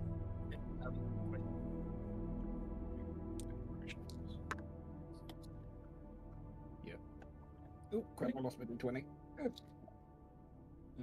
So that's my inspiration gone. So that is a 18. Okay. You watch as he's sort of like looking at you, and you can see that there's a little more clarity as you're talking in his eyes. And he sort of nods, and he finds himself standing up. We want to hear what the king has to say. You can see there's a couple of people that are like nodding and agreeing. Persephone, as you get closer to the king, Lady Casvera is kneeling by him, and you can tell that although it looks like she's trying to explain the papers, as you get closer, she is trying a spell. She's trying to do something. But as you approach, she's like, says under her breath, as she stops it for a moment, I don't know what. I'm not a healer. I can't get through to her. She sort of takes her hand, like puts her hand over hers, and then puts one hand on his on the book. And she doesn't know much either. But in that moment, she's gonna block everything else out, and this girl's gonna pray. Hooray! Hooray! Pray. Okay, roll me a percentile dice. What are you? It's the percentile die. Is that you? Yep, you've got a big old fat 0. That is a 93. Why am I rolling so high on this? 93. And then I rolled it. God No. damn. On a 93, you can sense the magic is still pouring from the Seneschal into the king. So if you are able to disrupt that at all, then it would stop. She's in the same sort of hushed whisper, she's gonna tell her that. And then say, I would attack, but I'm not trying to get murdered in the process. But it's still coming from him. You see her eyes sort of alight a little bit, and Keenan, in your head, you hear her voice.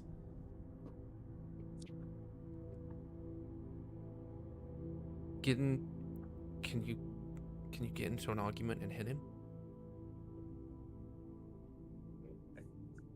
Can I reply? Yeah. Easiest thing in the world. And you can see the Seneschal's still like talking this grand thing. He's talking about how the drow will be swept down by the full might of the Eden dwarves, and he steps has his up back. to him He has his back to you and as you are says, approaching.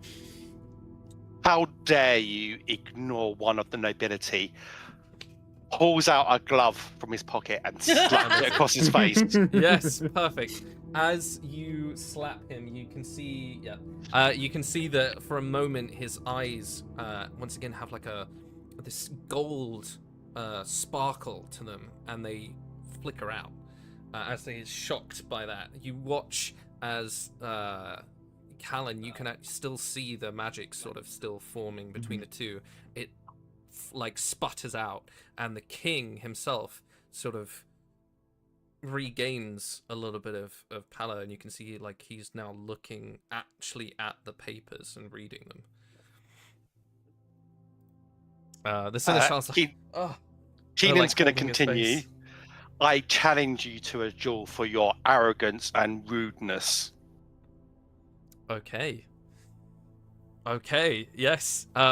You watch as the Seneschal's like, I would never sully myself with dueling with the likes of an elf, and the king himself stands up. Are you so cowardly to deny a duel from nobility? Surely the voice of the king should be strong, and you can see everyone is beginning to be like, yeah. Tell me, did you authorize the arming of the drow? And the Seneschal's like, no, of course not. I would never. And it's at that moment you notice that his accent has stopped. That like very Scottish, Card de Nor, Dwarven accent has stopped. And the king looks at you, Keenan. I approve of a duel. It shall commence henceforth. And sort of sits back to watch what happens. Keenan, you can go first. What are you going to do? Keenan is going to pull out his rapier. Mm-hmm. Assume a fencing position. Fear me if you dare. Make a slight incline while literally locked eyes with the Seneschal. Mm-hmm. And then riposte. Try to poke him with the rapier. Okay. You watch he sort of like scrambles back from the blade, almost like piercing into him. And as he raises his hands, there is an arc of like this almost like it almost looks like Lady Casfira's magic. It's like this sparkling arc of white lightning. And as he goes to throw it forwards,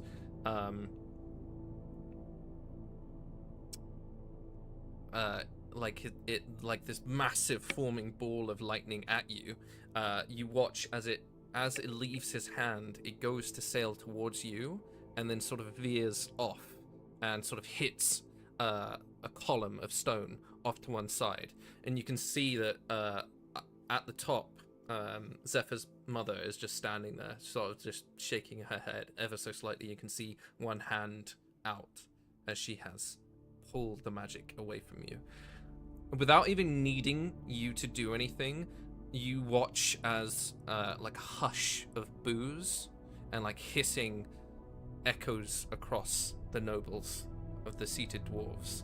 And you watch as the Seneschal, with this sort of with his mask gone, is now sort of like looking amongst everyone like, it was her. And you watch the king stands up, guards, and they come forward and essentially hook him underneath the armpits and begin dragging him off. You can see as they do, they both clasp bracelets on his hands that sort of glow with this purplish light. And he is dragged down the steps. And you can still see him and hear him complaining as he is just continuously being dragged, like his feet clunking on each step down the thunder steps away from everyone. As they do that, Keenan's just going to shout after them, "I'd gag that one if I were you. That would get tiring very soon." Not even just for that, but because he's very manipulative. He had. Oh yeah, that as well. Gonna look. She's still like on the floor in front of the king. So she's gonna say like he manipulated all of your people, so maybe a gag, so he can't manipulate any of your guards while he's under your captive or whatever the word you like. That. Sorry, I shouldn't even be talking to you. And she, You like, see looks the down at her king hands. nods and looks at the Lady Casfira, who looks at him back and nods again, and you watch as her eyes sort of glow ever so slightly. You can tell that she's sending a message. And down in the sort of echoing, fading shouts and screams of the Seneschal, you then hear like a muffled piece of cloth, like whoop, and for a moment there's a little bit of tense silence, and the king stands up to address his people. It appears my faith in my seneschal was misled. I will move to dismantle the new portions of the runic guard, and the martial law is no longer in effect. We in Cardinu value our trade amongst our people, and he looks to you, Keenan, and innovation of all minds. The spire will be completed on time, and we will become the forefront in all that we seek. You may go. And you watch as the nobles sort of like nod. They begin like whispering. You can see a couple of them are like looking at the collective of you guys, and like you can tell that stories are already being like Chinese whispered amongst them as they begin to leave. As they leave, Seth wants to being, you know, as reckless as she is, she's gonna just quickly tug like a child once again on I can't pronounce her name, so Zephyr's mum on her sleeve, like a toddler, because she's a minuscule compared to this lady, and she's gonna say, "I'm sorry. I don't know if you know why I'm apologizing, but I'm sorry. The big scary drow lady got into my head and saw that you were alive, and I didn't know if you were safe anymore, which is why we wanted Zephyr to contact you. I'm really sorry. I didn't know if you were safe, or if she told anyone, or if you were in danger." I was visited, yes. No. But I wouldn't worry. And you can see there's like a little twinkle of mischief.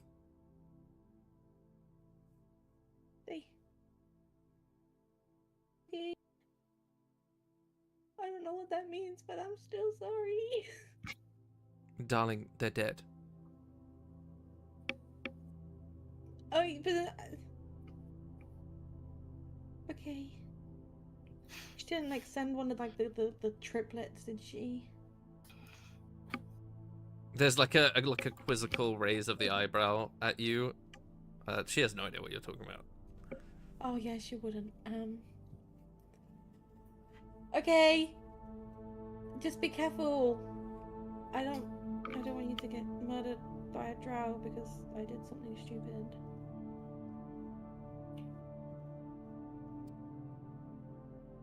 My king, I bye. think you need to go talk to your daughter.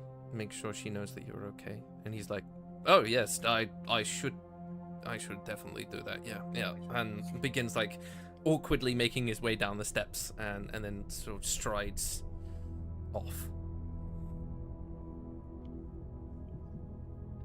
And you're left with Fenrir.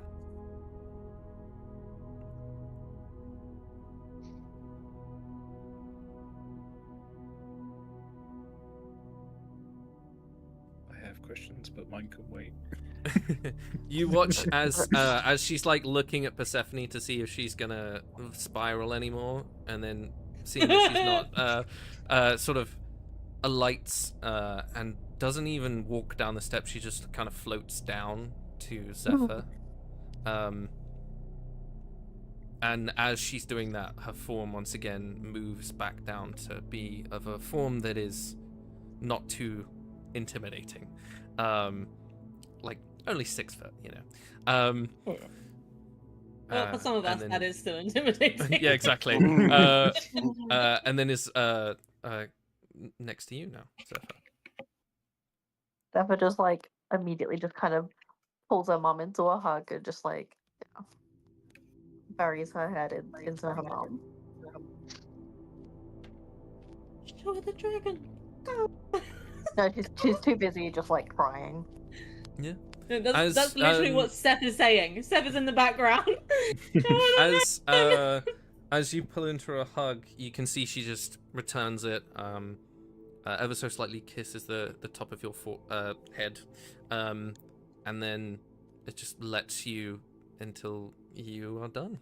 It just doesn't do anything else.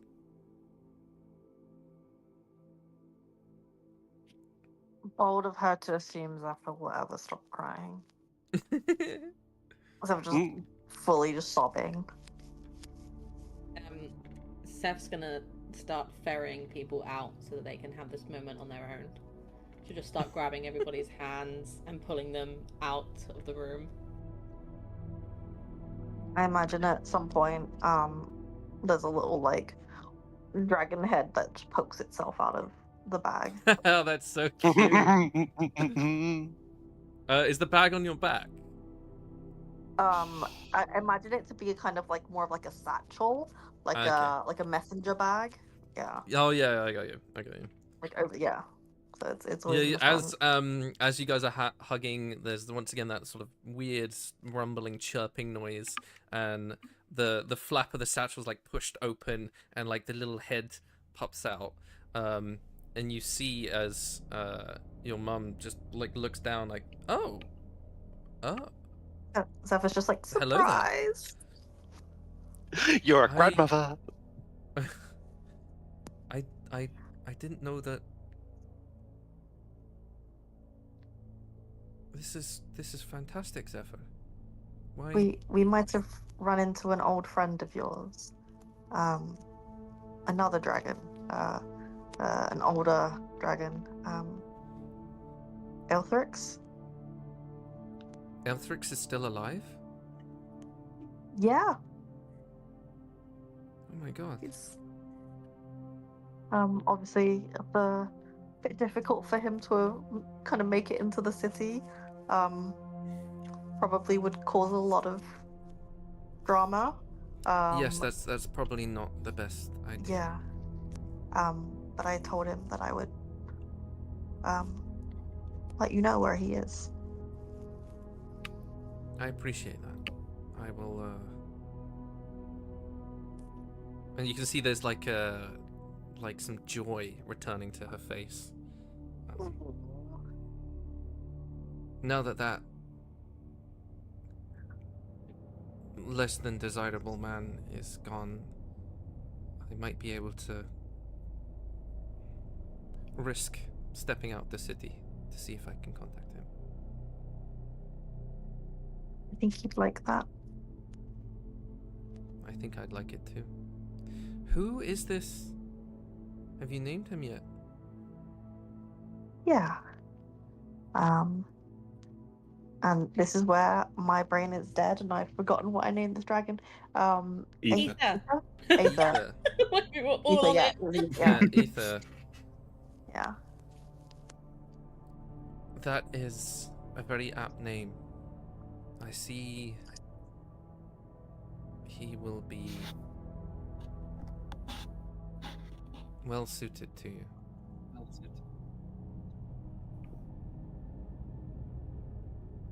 Well, wasn't really, you know, planning on any of it.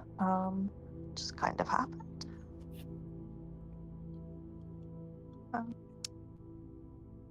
Unfortunately for you, you are of royal blood, and we are dragon riders.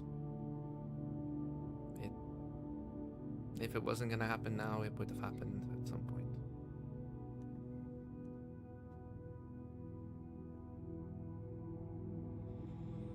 You should be careful, though. The two of you together is a very strong presence. I would keep your locket.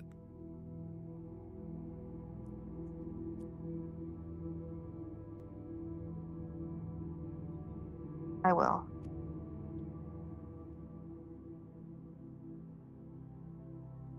I get the feeling that there was probably already somewhat of a target on me, and now it's just bigger. Well, I have been in this place for far too long. Should Aelthrix be amenable to it, we might be able to make sure a certain gaze is not upon you. As much as the necklace can stop it, you never know. Plus, it's been a while since I got to fly properly. I think he'd like that.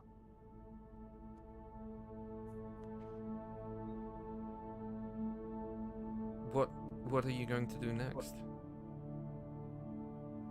And she looks back to the other to where I don't know if they're still like within like view or anything, but like in that general direction of them goes. My path is with them for right now. Even if I don't wish to leave you,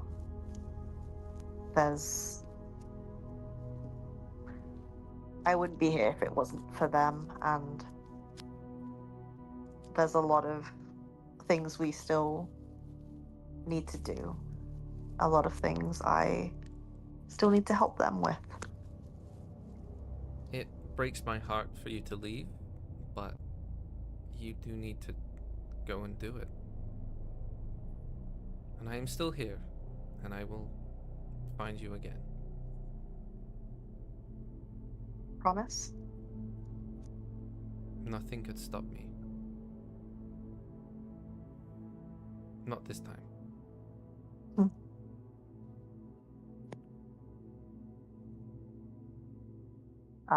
Yeah, and Zephyr kind of just reluctantly kind of steps away. Before you leave, Yeah. is there anything you need from me? There is a lot of your heritage you still don't know. I don't even know where to start with the questions I have. I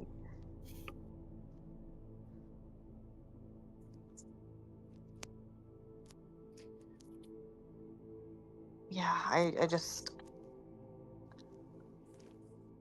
all I ever wanted to know was where I came from, and I know that now. But I believe that beyond my own questions, we might have as a group some questions for you.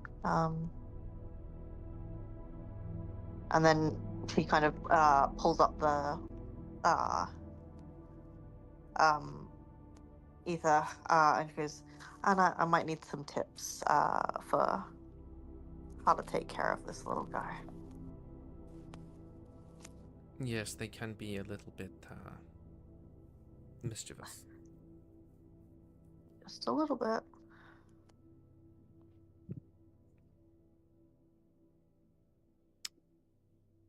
Okay.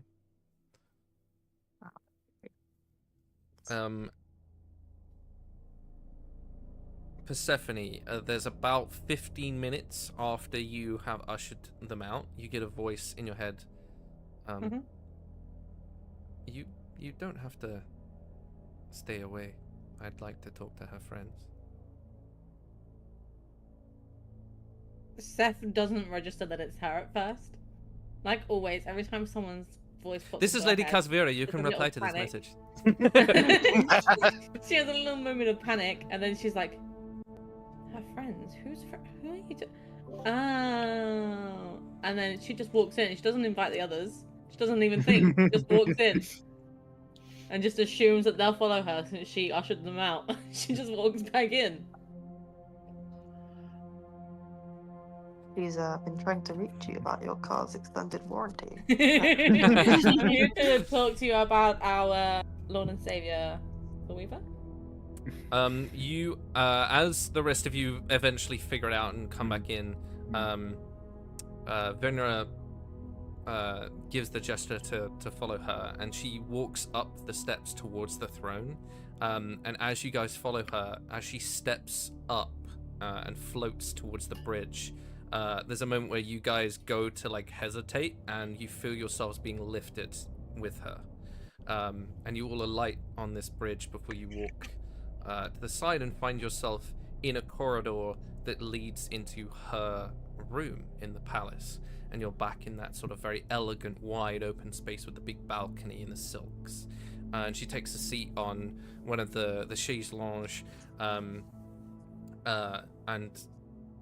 indicates towards a very small shelf of alcohol, and then like raises an eyebrow at Kozar, who's like sort of head down, just wanders off in that direction, and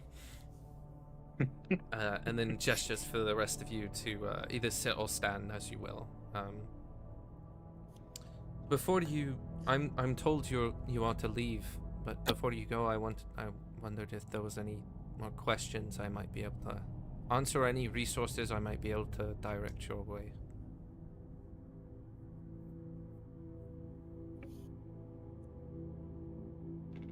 Seth is just like staring at her, deadpan.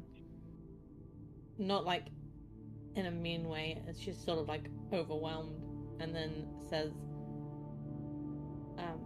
I don't know about everyone else, but I'm just glad Zephyr's with her mom again. That was the kind of only thing that I was worried about. I'm also not the smartest person here, so I'm gonna... And then she goes and just... she follows Kozar. she just dips because she doesn't know what to say. Keenan's gonna... like, he's gonna feel a bit lost, like he's not gonna know where to put himself, but he's gonna sit and just rest for a bit, and then as she says that, he's gonna say, "Oh, I don't know about anybody else, but I could do with a couple of days, weeks, 10 days sleep. It's been a busy 24 hours. Feels like it's been months." You're an ass, baby. And then he's gonna pass out. He's gonna pass out. Oh boy. That makes sense given his condition. It was no easy feat bringing him back. No.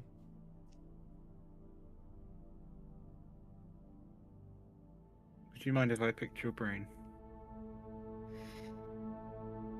Hypothetically, yes.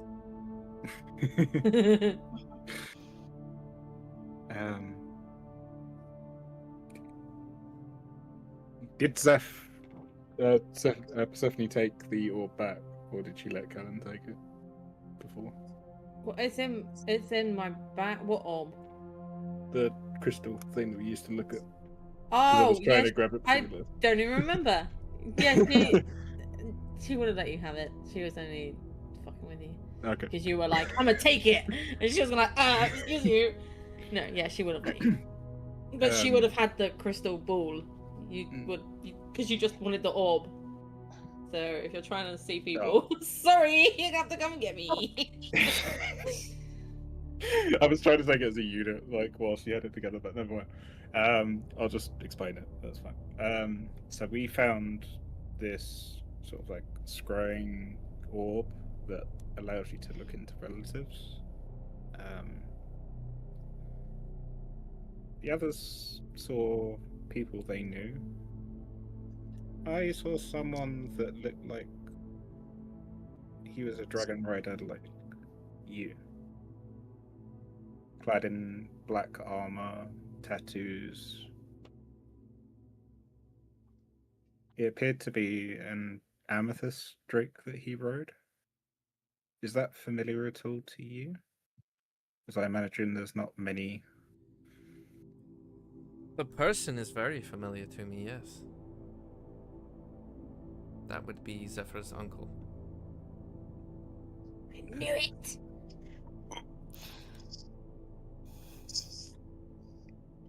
Zarius was always a very proud man, and he had to have the best, so I'm not surprised he has managed to find himself a dragon as magnificent as that.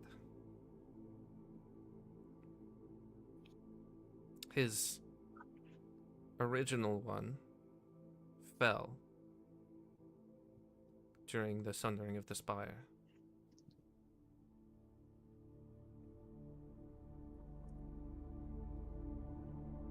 So a replacement would be understandable.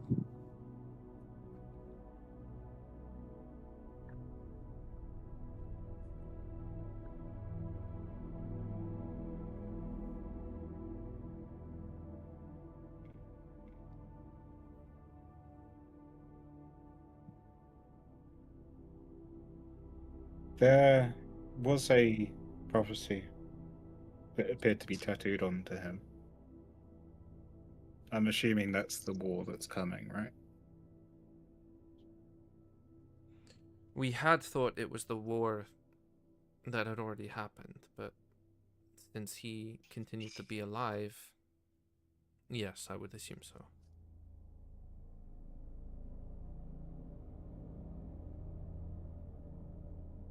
But prophecies are very fickle. I wouldn't put your faith in them.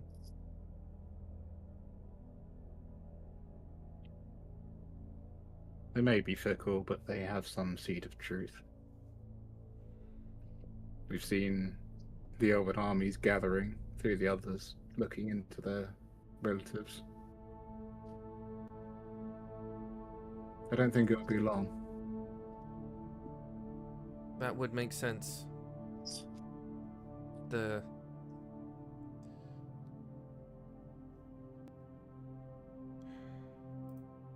Queen of the High Elves is not one to take a power like that standing down, so she would rally all of her allies to her cause. And she has a lot of allies.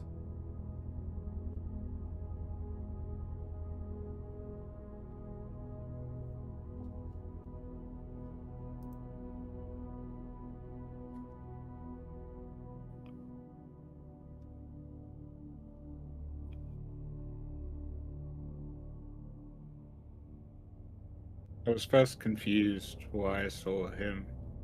Is it supposed to show a relative? But he was praying at an obelisk. So I fear it was another fragment, as you saw before. See if she can work it out. It might be lost. Interesting.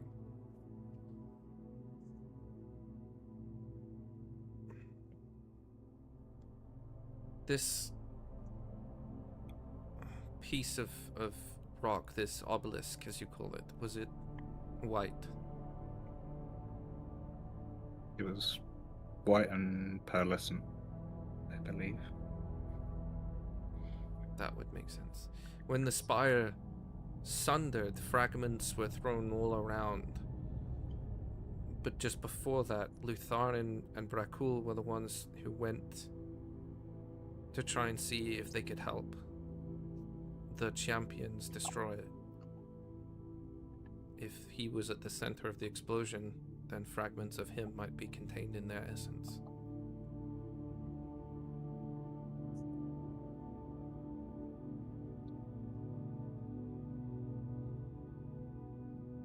You would have to ask a mind much more informed on your ancestors and your biology than mine, but that is a theory. It would make sense. At the point, as we've seen similar shards in how we found him, or the parts that we have found. So he could be scattered into many more than we thought.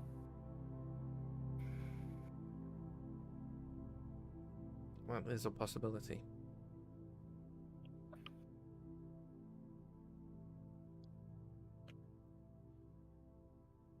It is concerning that he has such a large piece of it, though. Whilst it is gone, they still hold a great deal of energy within them.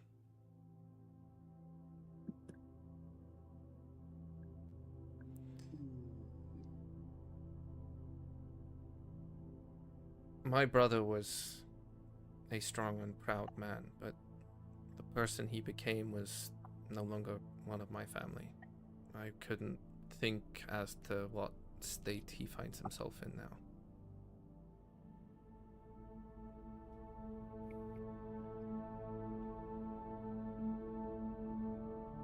But I would understand why he still claims those lands and why the war would take place there.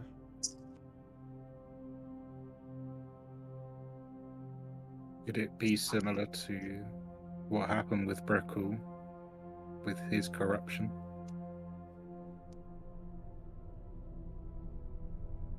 Is he taking too much? From what I saw, Brekul survived. And I Oh, can he only survived. guess- I Much to don't my know. dismay.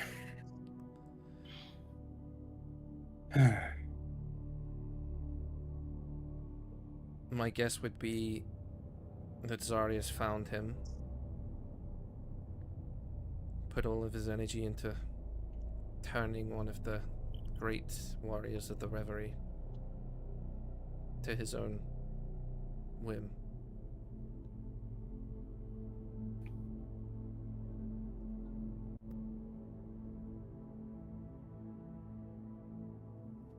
But, like I said, you would have to ask someone much better informed about that side of things than me. That's very helpful.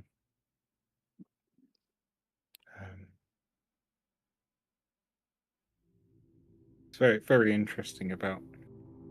I thought from our conversation with Aelthrix that dragons wouldn't take another rider.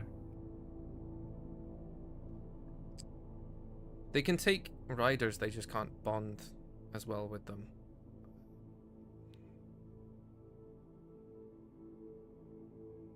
Interesting. There is a link between... You become more like one person than two. Oh, I understand that feeling fully. As his like you see like his cape just starts to like kick out the wings slightly. I've become more of myself recently too. I'm I glad to see understand it. that. Zephyr will Is there learn in anything? Oh, yeah. But she can definitely fly a lot better than me. Is there anything you'd like from us before we move on? Only Obviously that you keep keep her Zephyr safe. safe. Yeah.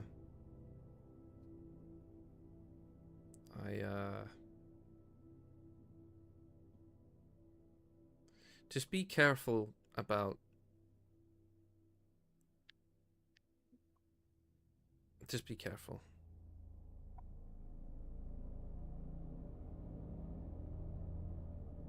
there's many things in the war that even I didn't know were going on, so I wouldn't be able to inform you about everything. But at the height of his power, the Stormcaller was a very dangerous man.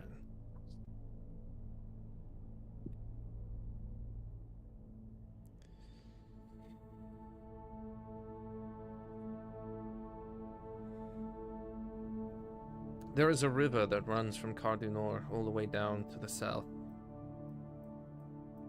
I can arrange for you to use its transport. Should cut your journey a great deal.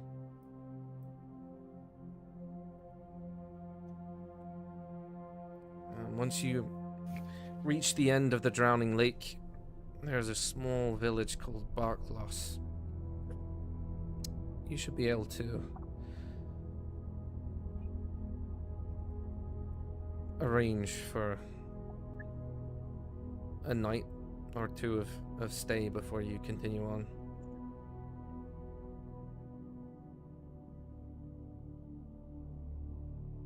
Once you make it past the junction, don't go further south in the Whispering Pines. Turn east, go to Zagra. There's a bridge that connects it to the land of the Spirewood.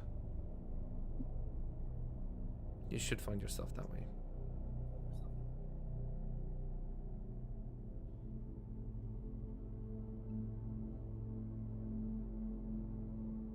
It's much appreciated. That saves a lot of time. Zephyr, my dear, and you see her head turns to look at you, Zephyr. Mm. I would take caution once you reach the junction. Tazizraela is an elemental-built city. There are many people who will either aid or try and kill you. Perhaps try and find some way of changing your appearance. And definitely do not show them your companion.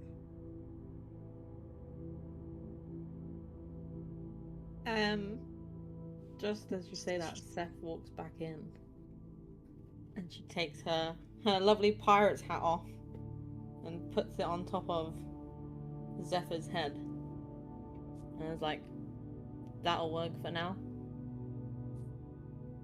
And then she sits back down next to Keelan, taking her cloak off and draping it over him, because she's seen that he's sleeping.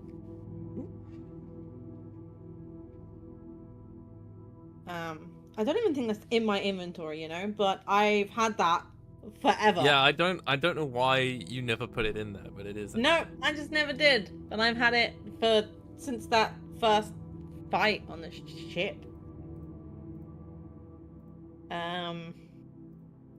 Yeah, it's literally just like a hat of disguise self. So, yep, she can use that to disguise herself every now and then, I believe. Once a day. She'll explain that to her mum too while she's draping her cloak over. She's like, it's not permanent, doesn't last very long, but it's something. That was just like, how do I look?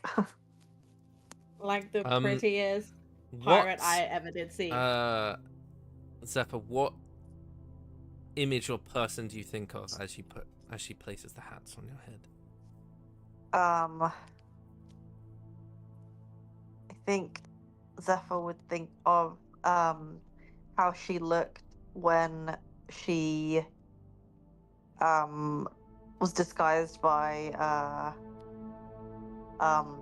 what's her name? Keenan's assistant.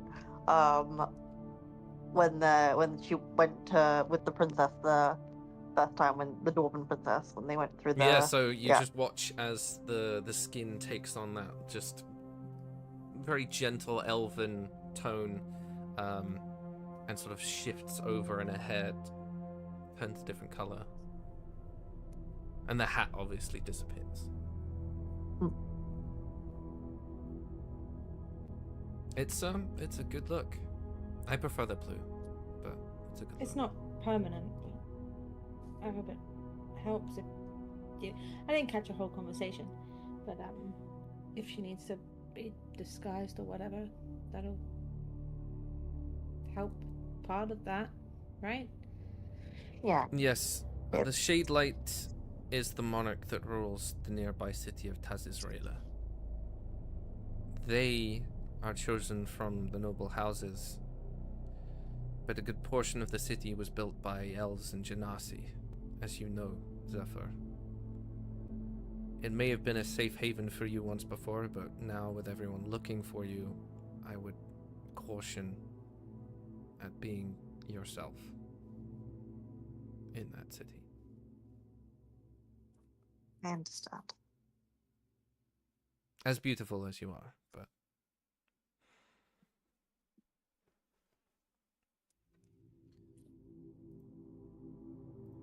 I can arrange for your respective horses to be collected and moved to Barklos if that's what you wanted.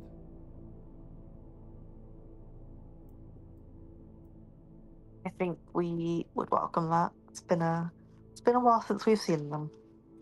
I'll try to make sure it's a dwarf and not Eltrix, because he might eat them. Oh dear. Yeah, please do. There's a donkey that I think Persephone might cry over if we lost him. Please don't hurt Jim. That's my boy. That's my boy. That's my boy! I love Mother, him help me! so much. For the roll. Yes, it's my boy. Okay. Please don't eat Jim. Yeah. She's You will gotten quite find- attached. You'll find that you're a lot more welcome in the city. Stay as long as you like.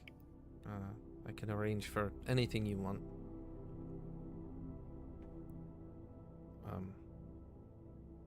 I I'm don't gonna think go we're check. going anywhere right now because he's unconscious. I'm gonna go check on the king and his spawn. So do what you want in this room. To be honest, drink as much as you like, and you watch as he sort of stands up and leaves. You doing okay, Zephyr? Yeah.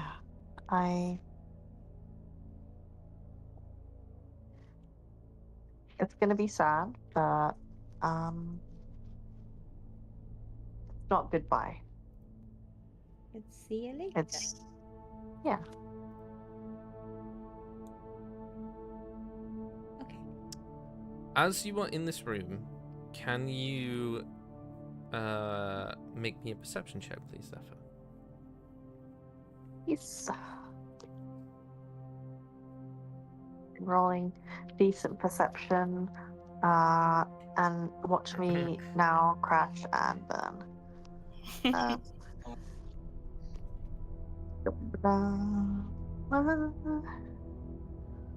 21. When you were showing her the crystal ball, there was a look of recognition when she was looking at it. And as she sort of leaves you guys in there, on the shelf of booze, on like the second shelf far to the right, on this little like spiked dragon claw silver hold, there is a diamond-shaped gem of the same sort of material. And as you sort of like curiously lean your head towards it, you can see that it has a shimmering picture of a elderly, tanned, elvish man.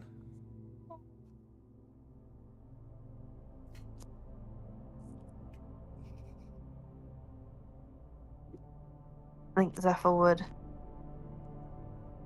kind of get closer, take a bit of a closer look. Yeah. As you sort of like lean in, you can see that he's sort of smiling away. It's not a... you can tell that it's not like the orb is. It's not like a constant scrying, but it seems to be an updated... Vaguely looks the right age for him now. Sort of image of your father.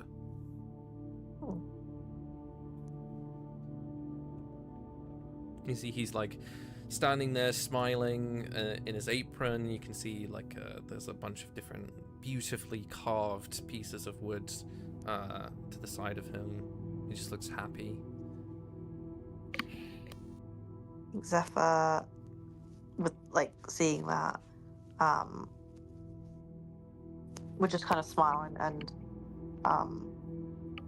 just kind of look to whoever's like closest and would say, I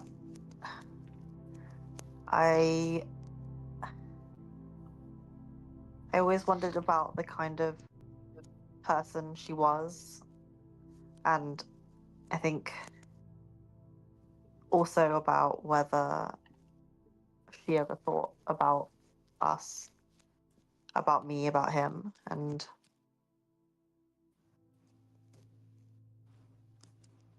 I think I used to worry that she wouldn't, that I was a mistake. Oh my god, But no. somehow it's harder knowing that she thought about us this whole time.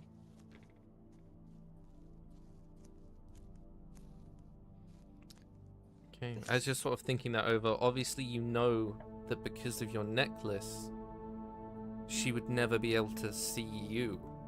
So when she saw you for the first time, that she had no idea what you looked like. So seeing you as you are now was like a rush of joy, but she was able to look at someone else because he never wore it. So whatever this thing is giving her like an updated version of what he looks like, she was definitely still thinking of you and your dad.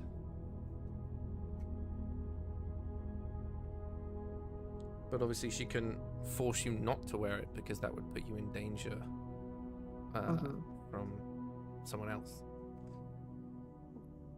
And that is where we're going to end our session. Woohoo!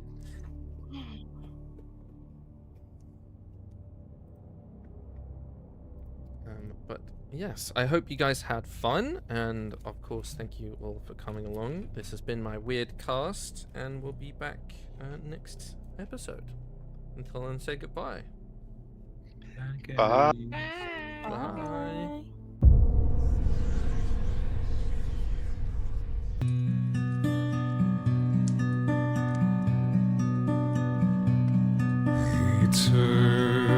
Eternity's a gift, they say, to never cross the veil.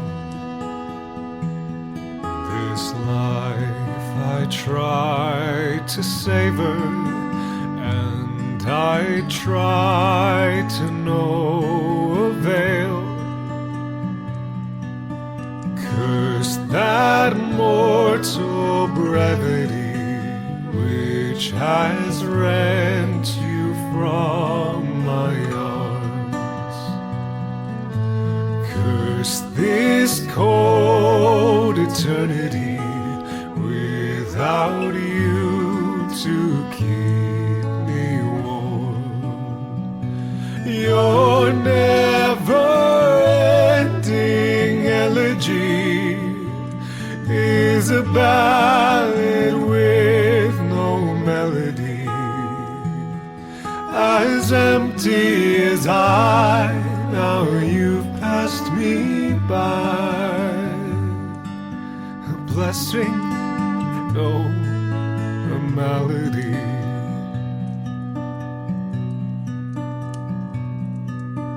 Why do roses bloom in spring, only to wither and die? You were all that was good in me. Now back to darkness go I. Take with you my sanity, better madness than the pain of my want. All my effort is vanity, and I hear the rain. Your never-ending elegy is a ballad with no melody, as empty as I. Now you've passed me by. A blessing, no, a malady.